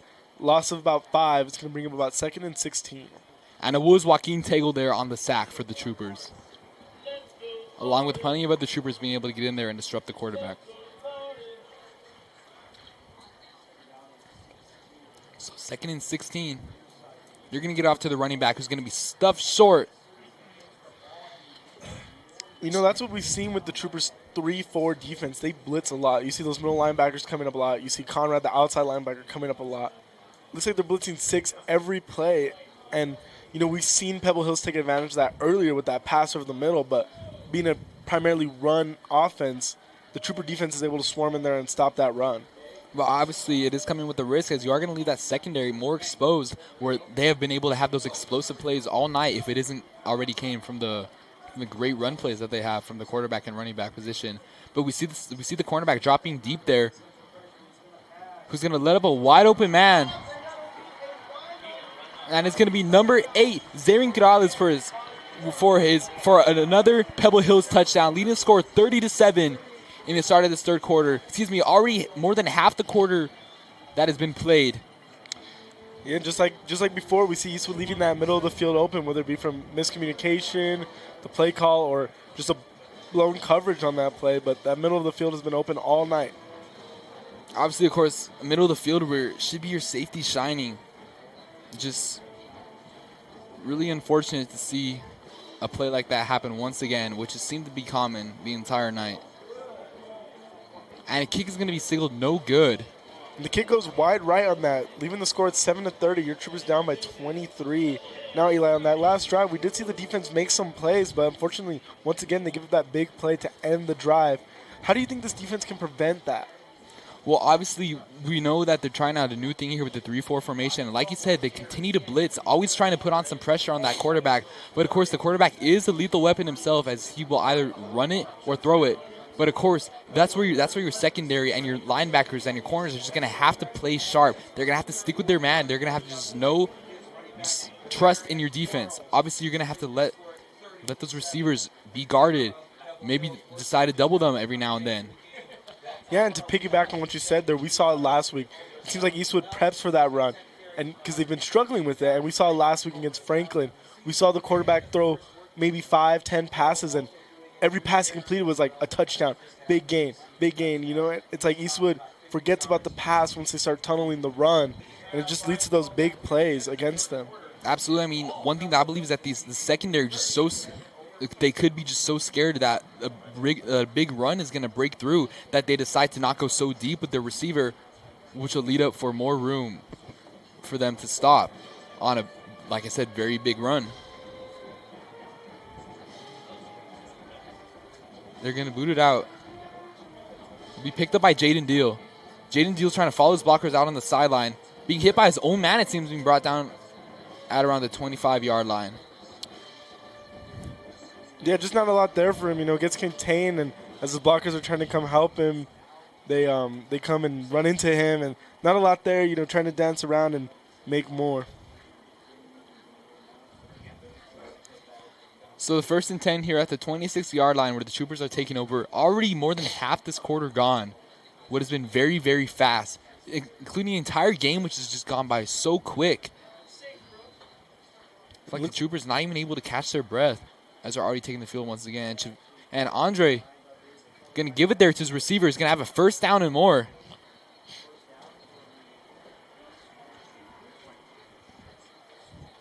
And you do see the flags. Looks like Jude Walker's a bit shaken up on that play. See if it was a late hit there or anything like that. Obviously some commotion going on. I see the referee talking to the players. Looked like it was number 6, Caleb Flores, with the reception there on that play. And number 5 on the defense, Matthew Ortega, is going to be credited with the flag, which will push his Troopers to around midfield, setting them up in some better field position than what they were previous. As they'll take over at the 45-yard line. Excuse me, at the 44-yard line. So for a 1st and 10. Giving it back to Martinez, who's got some speed and some room and is going to pick up a 1st down and more. Great run there for him. Yeah, and we see that being a run to the right side, and you see that right side of the line really climb to the next level, really get those linebackers, creating space for that running back to get forward and get that big gain. Exactly what you want to see from your O-line and your run game. The running back creating more opportunities and the O-line presenting that opportunity in the first place. They stick with the two running backs in the backfield as Andre's going to bomb it down the field. And it's going to be caught by Jude Walker. Signaled a touchdown. Wow, so Jude Walker with the 2nd touchdown tonight, having all the points for Eastwood so far. Excuse me, that was... Looks like it was Caleb Flores. You know, and as we saw last week, that Andre and Caleb Flores connection wasn't exactly there. They were kind of overthrowing each other. And then that play, you could say the connection was right there. Caleb Flores knows to turn around and look for that ball and make that reception. Obviously, last week, Caleb suffered with some overthrown passes, but he's able to make up for it there. Able to make an opportunity there with that pass, which was really in the face of him and the defensive back. And he's able to bring it in for a touchdown. His 1st touchdown of the night. As the score is 13-30, as the Troopers are now down 17 points. See if the extra point is good. And it will be. So it will be 30-14, which will be the score here. 4 minutes and 20 seconds left to play in the 3rd quarter. Eastwood Troopers are trailing by 16 points, but trying to show some life here and show that they're still not out of this fight. Yeah, you know, really showing some life here in this 3rd quarter. The defense has gotten a stop, have let up a big play. Let's just hope they can get back out there and make another stop. Keep getting the Troopers back in this one, you know, just keep fighting for it. You got to wonder, with the time left, are their next touchdowns going to have to include the 2-point conversion, as it is only a 2-score game with the 2-point conversions.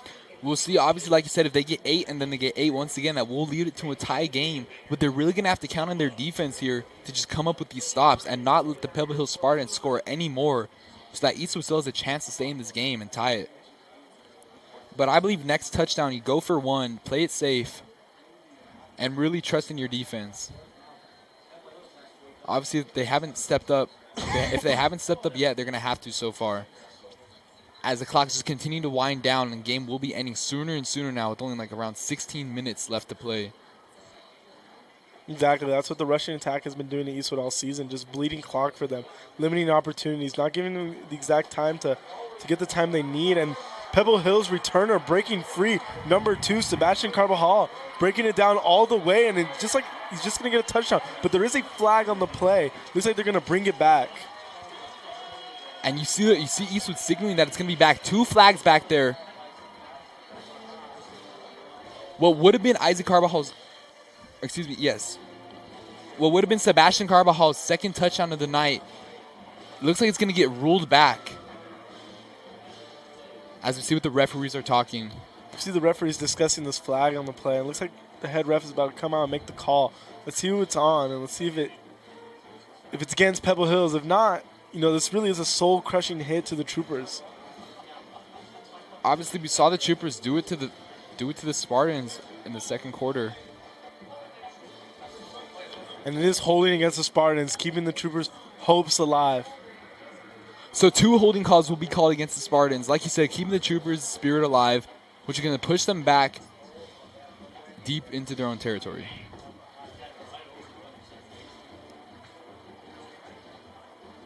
Exactly what the Troopers need, you know, for the team to make a mistake, an error, and to get back into this game. Instead of it being the other way around, you know, the Troopers making an error, a mistake. As it looks like they're going to take over around their 15-yard line or so. Excuse me, we'll be taking over at around the 17-yard line to start this drive. So what do you think, Stephen Buck, about this 3-4 formation on these previous drives? You know, I think it showed a lot of promise for Eastwood. Now, yes, it was implemented late in the season, late in the year, you know, not exactly when you want to have a new defense, but it's been working for them on some drives, and we've seen it let up some big plays, but it's not any different from the defense they were running before, so. And talking about big plays, you see here, of course, number 8, Zarian Kirales is going to take it all the way, really showing some speed. Wow. and taking it in for a touchdown. That could really implement the game there. You know, the linebackers weren't exactly ready for that play. And if you notice, the interior D lineman not exactly getting the most pressure on the play. In fact, they're getting pushed out of the way, letting for a big gap for number 8, Zarian Quarles, to, just break out for that massive run. And it's, just like we said about the kick return, it's soul crushing for the Troopers because you go out there, you have a good drive on offense, and now it's erased. The deficit is still the same.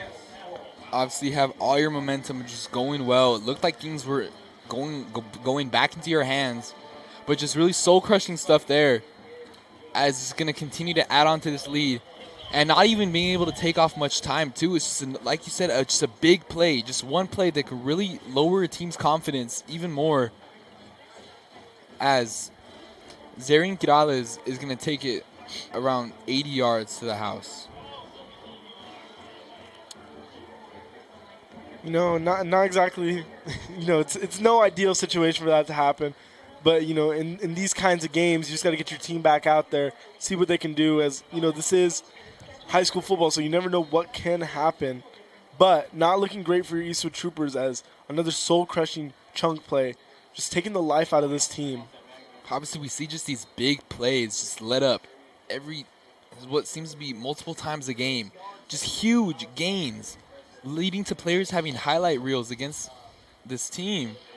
And it really can ice away the game. Obviously, we've seen now 2 weeks in a row with Franklin and Eastlake, when Eastwood seems to be having it close with them, they just let up just huge plays in the end of the fourth quarter, which has allowed the team to increase their lead, resulting in just a big loss. Yeah, and we've seen games like El Dorado, really close game, 54-55. A lot of people point to that 2-point conversion, but what they don't point to is the mistakes the Trooper made, such as mistakes like these. Where Jaden Deal was not able to come up with the ball there and eventually be brought down to the 20-yard line, not able to make the reception. Just like you said, mistakes are just ripping away at this team. And we know the team has talent. We've seen Andre Saenz go out there and deal. We've seen Camacho go out there and deal. We've seen the receivers Jude Walker and Caleb Flores, who really stepped up ever since the loss of Fabian Penalosa and Alex Sanchez. Both of those guys just been playing outstanding. But it's just not enough. The rest of the team, just like you said, really needs to step up like them. We see Andre give it off, and nearly his third interception as he tries to get the screen off to his receiver. Nearly picked off by a defensive lineman, and it doesn't look like anyone was really fooled on that play on Pebble Hills, as you saw the corner coming up to also make the pick. Andre is fortunate that ball hit the ground and not the end zone for Pebble Hills. Very, very fortunate. It's going to bring up a 2nd and 10 at the 20-yard line. Still having the 2 running backs in the backfield. Looking like they really want to have Andre, let him be able to pass. And he's nearly intercepted once again. Ball was intended for Caleb Flores, but nearly picked off from Cesar Perez there. And once again, another ball into double coverage. You can imagine Andre's possibly feeling some desperation out there as another ball into double coverage as Caleb Flores has a safety coming down on him, ready to bite on that ball. It's going to be a 3rd and 10 here. Andre's going to flush out to his right. They're going to throw it on the run to his receiver. It looks like Andrew Jackson is going to have a 1st down and more and be brought down around the 36-yard line, picking up a 1st down for the Troopers. Great play. Bootleg by Andre, rolls out, hits Andrew Jackson for that 1st down, and we see this young star really make a big play in this game. See the play action plays like that where we know Andre loves to run out to the side, loves to throw it if he doesn't have an open lane to run, and always able to produce as he drops back. Gives it out quick, but not able to make the reception was Nathaniel Chavita. Once again, Eastwood does love those screens, but they just haven't been working for them tonight. What they haven't done tonight either on the screen is hit Jude Walker. We see it every game. They hit him with these screens, and he's able to make a play after the reception, take it up the field, but nothing like that. It's just the pressure's been able to get to Andre so quick from this defense and not allow for the screen to work.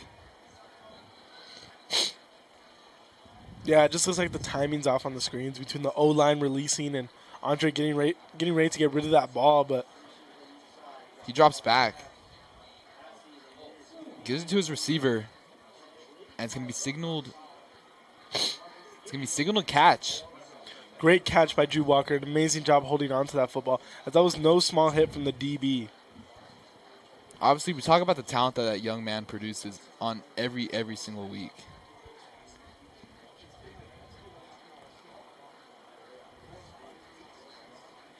So the Troopers line up in a trips formation. Looks like Chavita's just going to block here. Andre slings it. To Andrew Jackson, not going down yet. Fighting for stay up, but eventually brought down past the 50 or behind the 50-yard line. Finally into Spartan territory, where, as you said, they have struggled to reduce, other than their last drive. Finally getting their first offensive touchdown of the game. Obviously, a great throw from Andre to Caleb Flores.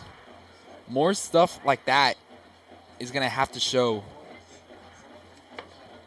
if they want to continue to fight. As Andre's going to get the screen off, but it's not going to be caught from his receiver there. Yeah, quick little RPO there. Lucky Great throw. Throw had enough heat on it to get by the DB, but the receiver just couldn't see it with the DB jumping in the way of that ball and kind of just doesn't get his hands on it ever. And it's going to result in a 3rd and 6. See the 4 receivers back there with the running back to surely block. And Andre's going to get it off, but overshoots his man, Andrew Jackson, on what would have been a 1st down. So 4th and 6, obviously got to go for it here if you want to stay in this game, as you are around towards your end zone. Yeah, you really do have to go for it here. You're down by this much. It's not too late in the game, not 4th quarter yet, but you are still down by 23 points in this game. You really need to score on every possession from here on out.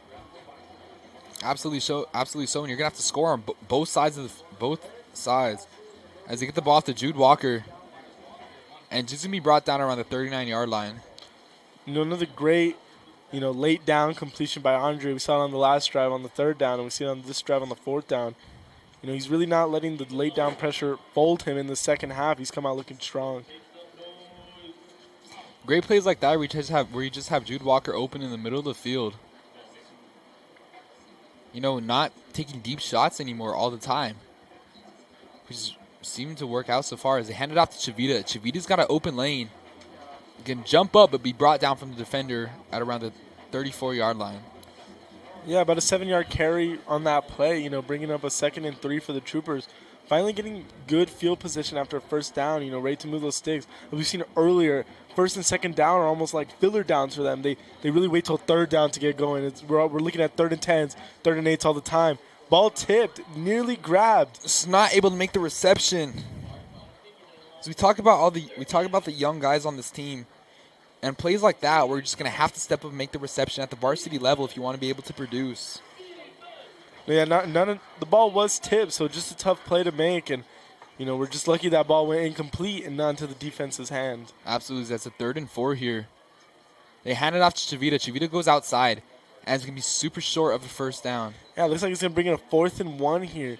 What would be your play call here, Eli? You just giving it back to Chavita, your short yard down? Or letting Andre, maybe take a shot. I believe let Andre run it out.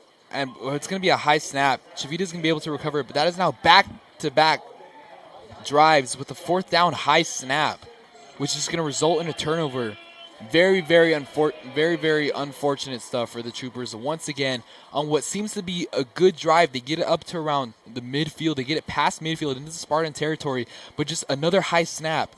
Yeah, and we've seen the offensive line be solid for the Troopers. Yes, they have plays where they let guys by, but that's bound to happen. We've seen the snaps be good all season, but in this game alone, we've had 2 snaps just past the quarterback and result in, drive-killing situations. And Andre's no short guy, too.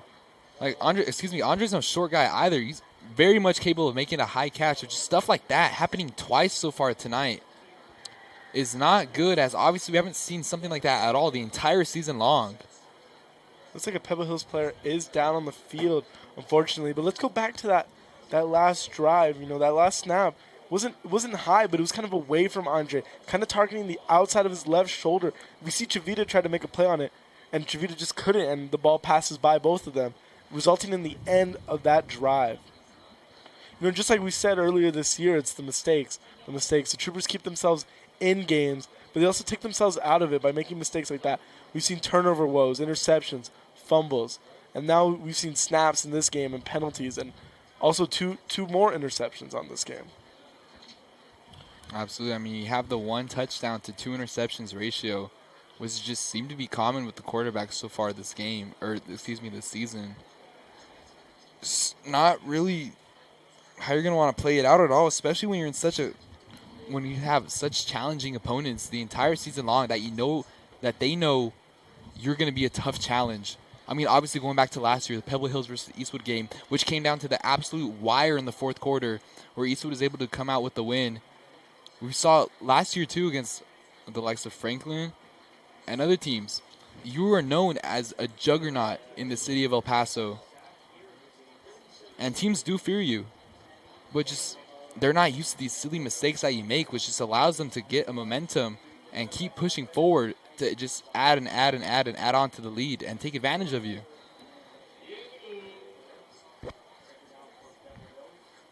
Second and 7 here at the 43-yard line. They give it off to the running back, who's going to break free once again, going up the sideline, has his blockers, and he's going to take it in for another huge run, resulting in another touchdown. Yeah, no flags on that play there. Once again, a clean run, clean block by the offensive line, and just resulting in the Troopers the defense not being able to get off the field, whether it be due to the lack of stops or an offensive turnover. Now they're back on there. They're tired, and this Pebble Hills team clearly has all the momentum and advantage in their court. So just leading a tired Eastwood defense and offense, just dragging them along for the show kind of right now. Obviously, 13 points have been added onto the board since Eastwood last scored some points. Taking a look at the Troopers' last two games, we have Coronado, who just beat Montwood last night, and then of course you have Montwood after that. A lot of things will have to go right for the Troopers to make the playoffs here. And they're going to fail to get the extra point there, as Pebble Hills wanting to try just have a little fun with it there on special teams. Didn't work out for them, but it will be a 29-point lead for them with 44 seconds left to play in this third quarter. Obviously, what has been a very long third quarter, it's just been a lot of points that have been added onto the board. Yeah, and we've seen the Troopers, average about letting up about 46 points a game this season, And you take away that big game against Bosco, they're still averaging about 42 points a game. And, it's just not what you want to see from your defense. And last year, yes, the defense let up some points, but you also had that high-caliber offense just behind you, ready to back you up when you were slipping. And this season, it just feels like no one's has each other's back as they're both struggling on their own fronts. Of course, with injuries, too. I mean, we go back to last year, like you said. We had a connection with Evan Minjarez to the likes of Rudy Garcia, which has just was so dominant the entire season long. We saw something like that, of course, with Joseph Cox and Fabian Penalosa, but now both of them are out for the remainder of the season. And it's super unfortunate stuff with the injuries, of course. But the team not really being able to step up ever since then when they needed it the most. Ball will be caught.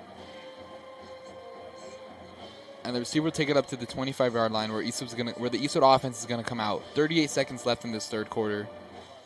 Yeah, the Troopers do have something playing for them in their core as, Division 6A for the Troopers did lose a team. So there's only 7 teams here. Now, if they win out and some things go right for them, they could still sneak their way into the playoffs. But right now, they really just need to focus on this game, take the positives away from it. But are the positives sure to be outshined by all the negatives, of course, as this run defense letting up 2 huge rushing touchdowns on back-to-back drives. Yeah, not to mention that quarterback also taking 2 very deep runs into the end zone. Obviously, just stuff that they've known that they know that they're going to struggle with coming into the year. It's just really come to bite them. But there will be a flag called against the Spartans. So Eastwood will take over at the 30-yard line. So 1st and 10 for the Troopers at the 30-yard line. Obviously, we've seen them been able to drive up the field before something goes wrong. They hand it off to Martinez, who's going to pick up around 1 to 2 yards on the play. Yeah, he just picks up 1 on that play. It looks like he's going to take it to the fourth quarter.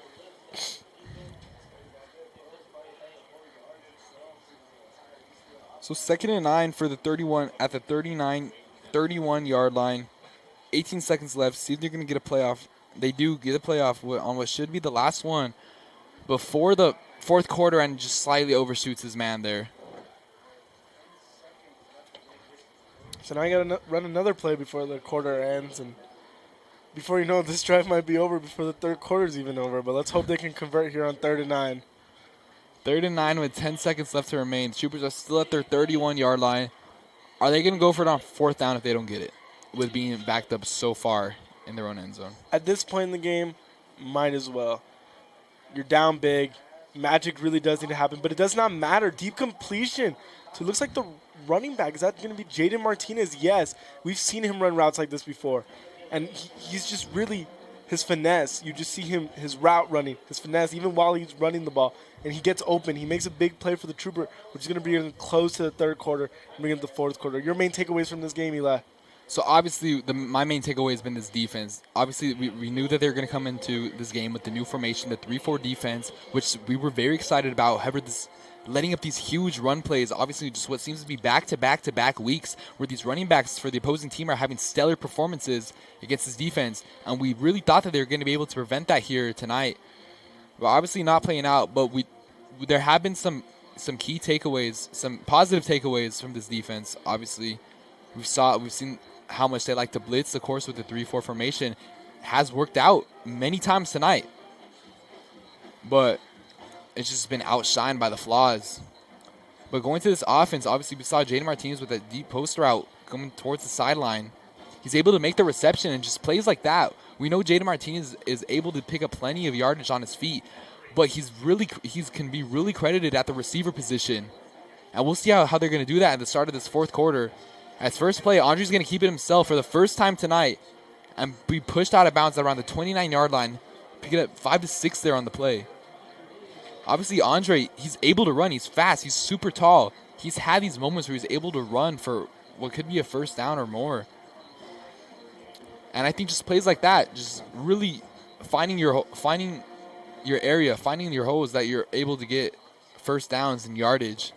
It's stuff like that will continue to drive you up the field and result in positive plays. And as we've seen, we've had the Troopers have 4, pretty decent drives just cut short by mistakes. It's deep in Spartan territory. We've had the 2 high snaps. We've had interceptions. And that just results in them falling behind. We've seen it in multiple games where their first drives, they just fall short. And by the time they get back into it, the defense is tired. The offense is running out of steam, and the team just pulls ahead. We've seen the offense struggle. We've seen the defense struggle this year. But we've seen bits and pieces of it that they look like the team we saw, in the beginning of the year, against Odessa High. Talk about an amazing game that was, as they're going to give it to Shavita, and Shavita's going to be stuffed short of a first down. So it's going to result in no gain there, so it is still a 4th and 2 here on 26. What do you think they're going to want to do here on this play? Obviously, you're ace in the hole, Nathan Shavita, who always picks up those first downs when it's short, being stuffed there, stopped for a negative yardage there. What can they do here on this 4th and 3? Looks like they're just going to stick with the run. They hand it off to Shavita, who's going to pick up first down. Yeah, he lunges forward for that. Great second effort on that play. Make sure to lunge forward and get that first down. So it will be a first down for the Troopers. Ball is going to be at the 27-yard line. Clock is already winding down with nearly 10 minutes left to play. Still down by quite a bit. But Eastwood is just going to continue to try and put some points up on the board. As Andre has plenty of time, going to drop back and give it to his receiver, who's lucky to have it incompleted.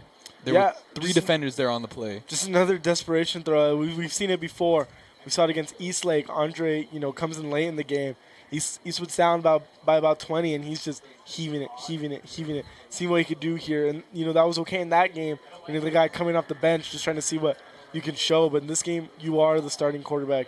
Just need to keep focusing on your game plan. Stick to it as, at this point, this lead is pretty much insurmountable at this point of the game. So just got to keep sticking to what you're doing. Have it look good for film and see what you can look forward to next week against Coronado. Andre keeping himself and running out of bounds around the 21-yard line. But do you think this game could have been different if they kept in Ethan Camacho? Obviously, only letting him pass one time the entire night. When he was in for that drive, it looked like Eastwood wanting to maybe try and see if they can do 2 quarterbacks tonight. But obviously, after Camacho's drive, we've seen Andre in the entirety of the game. No, we saw Camacho come in and have a bit of a shaky drive, but, he did show some promise. But you want to pick a quarterback to get settled in with, and they went with Andre today, and he got settled in, kind of late into this game. And we look at the score now, and it just seems like the offense never got going and the defense never showed up. Absolutely. As this game is zooming by, hence the heavy rushing attack by both teams today. Bringing up a 4th and about 3 here. Last time they were here, they gave it to Chavita. It looks like Andre's going to throw it. Has this wide open man, but overshoots him on what would have been a first down and possibly a touchdown there with the ball intended to Andrew Jackson. Yeah, once again, another overthrow by Andre. Just needs to hone in his passing skill. He has the arm. He has the talent. Just needs to hone in that accuracy. And as we saw, he nearly threw another pick there. I mean, the ball was just thankfully out of the defense's hand. So he overthrew the defense on what should have been completed to the receiver. But obviously, the receiver just not able to haul it in, even if it was an overthrown ball or not. Picking up in a first down for the Pebble Hills offense, where they're going to take over and sure to just try and get run the clock out as much as they can. It looks like they have a change at the quarterback position. And running back too.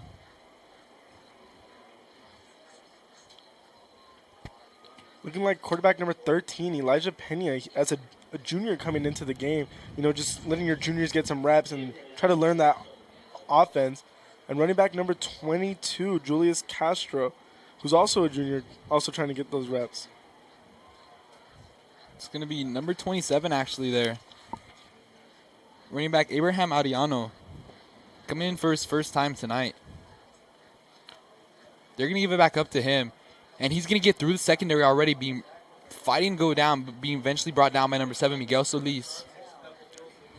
Once again, we see the Eastwood defense struggle against the run still. Even against a backup running back who's able to pick up a first down and more there for the Spartans. Yeah, you just see the backup running back speed, number 27 once again. Abraham Ariano, just taking it up the field, breaking speed, even breaking a tackle there. Even including needing multiple defenders to bring him down. They're going to give it back to Ariano. Ariano's going to fight to go down and pick up around 8 to 9 yards there on the run. Yeah, we just see that edge block opened. You see the guard pull out, and he just kind of steals that edge for the running back to cut up field. Resulting in a 2nd and 1 here. Of course, going to see if they want to give it back up to Ariano to pick up the first down. Maybe they're going to see what they want their quarterback to do. Obviously, Elijah Pena hasn't had much playtime. He's coming in here with the big lead. They give it back to Ariano. Lucky to get back to the line of scrimmage there, as the troopers were there to make a quick tackle. Bringing up about a 3rd and 2. Correct that. He lost about a yard on that play. Now, Pebble Hills is just trying to make sure that clock stays ticking, try to put an end to this game. And already 7 minutes left. So nearly halfway through the 4th quarter already. 7 the backups out there. They give it back up to Ariano. As Ariano's going to pick up a first down, it seems, for the Spartans. Yeah, he picks up the first down and some change, bringing the ball all the way up to about the 47-yard line.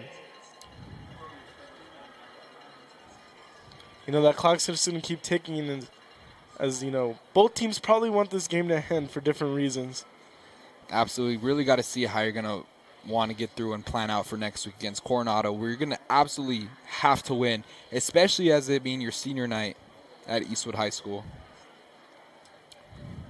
Exactly. Both teams kind of struggling in the season. Coronado 1-2 in district play.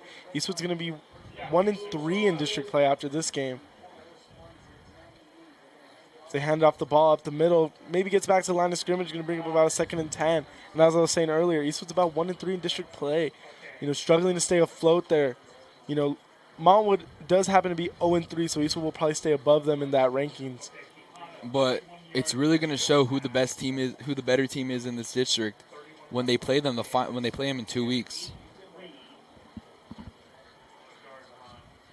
Obviously, Eastwood right now having a 3-4 record, looking to fall even further after tonight.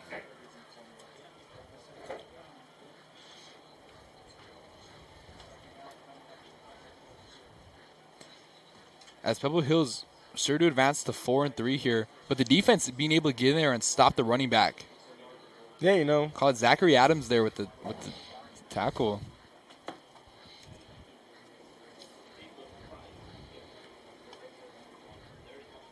Zachary Adams, also known as Muscles on the team, only being a sophomore on this team, and he's been starting the whole season and made some great plays for the Troopers.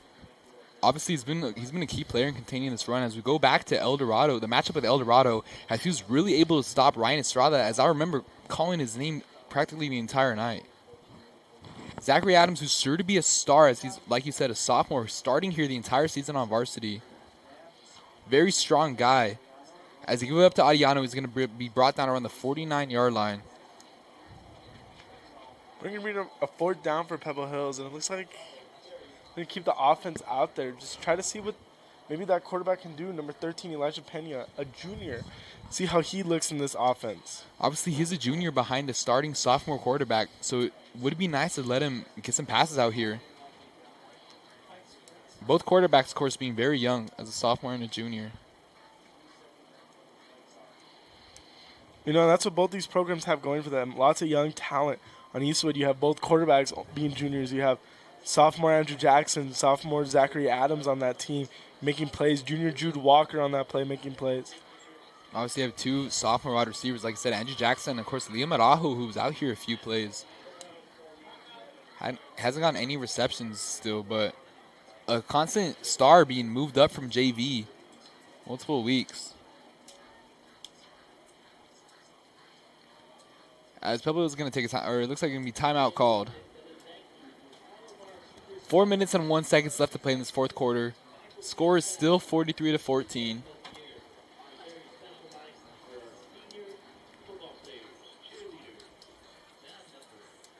Yeah, you know, just a tough outing for the Eastwood Troopers once again. And, you know, in the other games, we've seen them show life. We've seen them show fight, maybe get into one possession here and there. But in this game, it just seems like they weren't here. They didn't show up ready for this game, and they fell back early and were never quite able to get their way back into this one, as the scoreboard shows.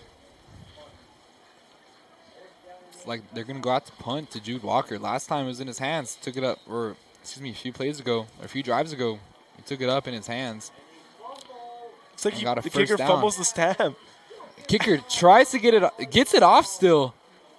And it's going to go into Pebble Hills' hands, resulting in a touchdown. Another one tonight. The receiver was not able to come up with the ball. I mean, that play is straight out of a circus. That play was a disaster all the way through. The punter fumbles the snap. Recovers it. Shakes 3 tackles. Recovers it. Gets the freaking kick off.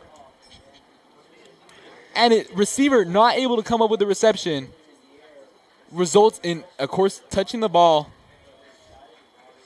Of course, receiver touched the ball, but wasn't able to bring it in. So it's able for Pebble Hills to recover it and get a touchdown. But we do see the teams going onto the field at the 30-yard line.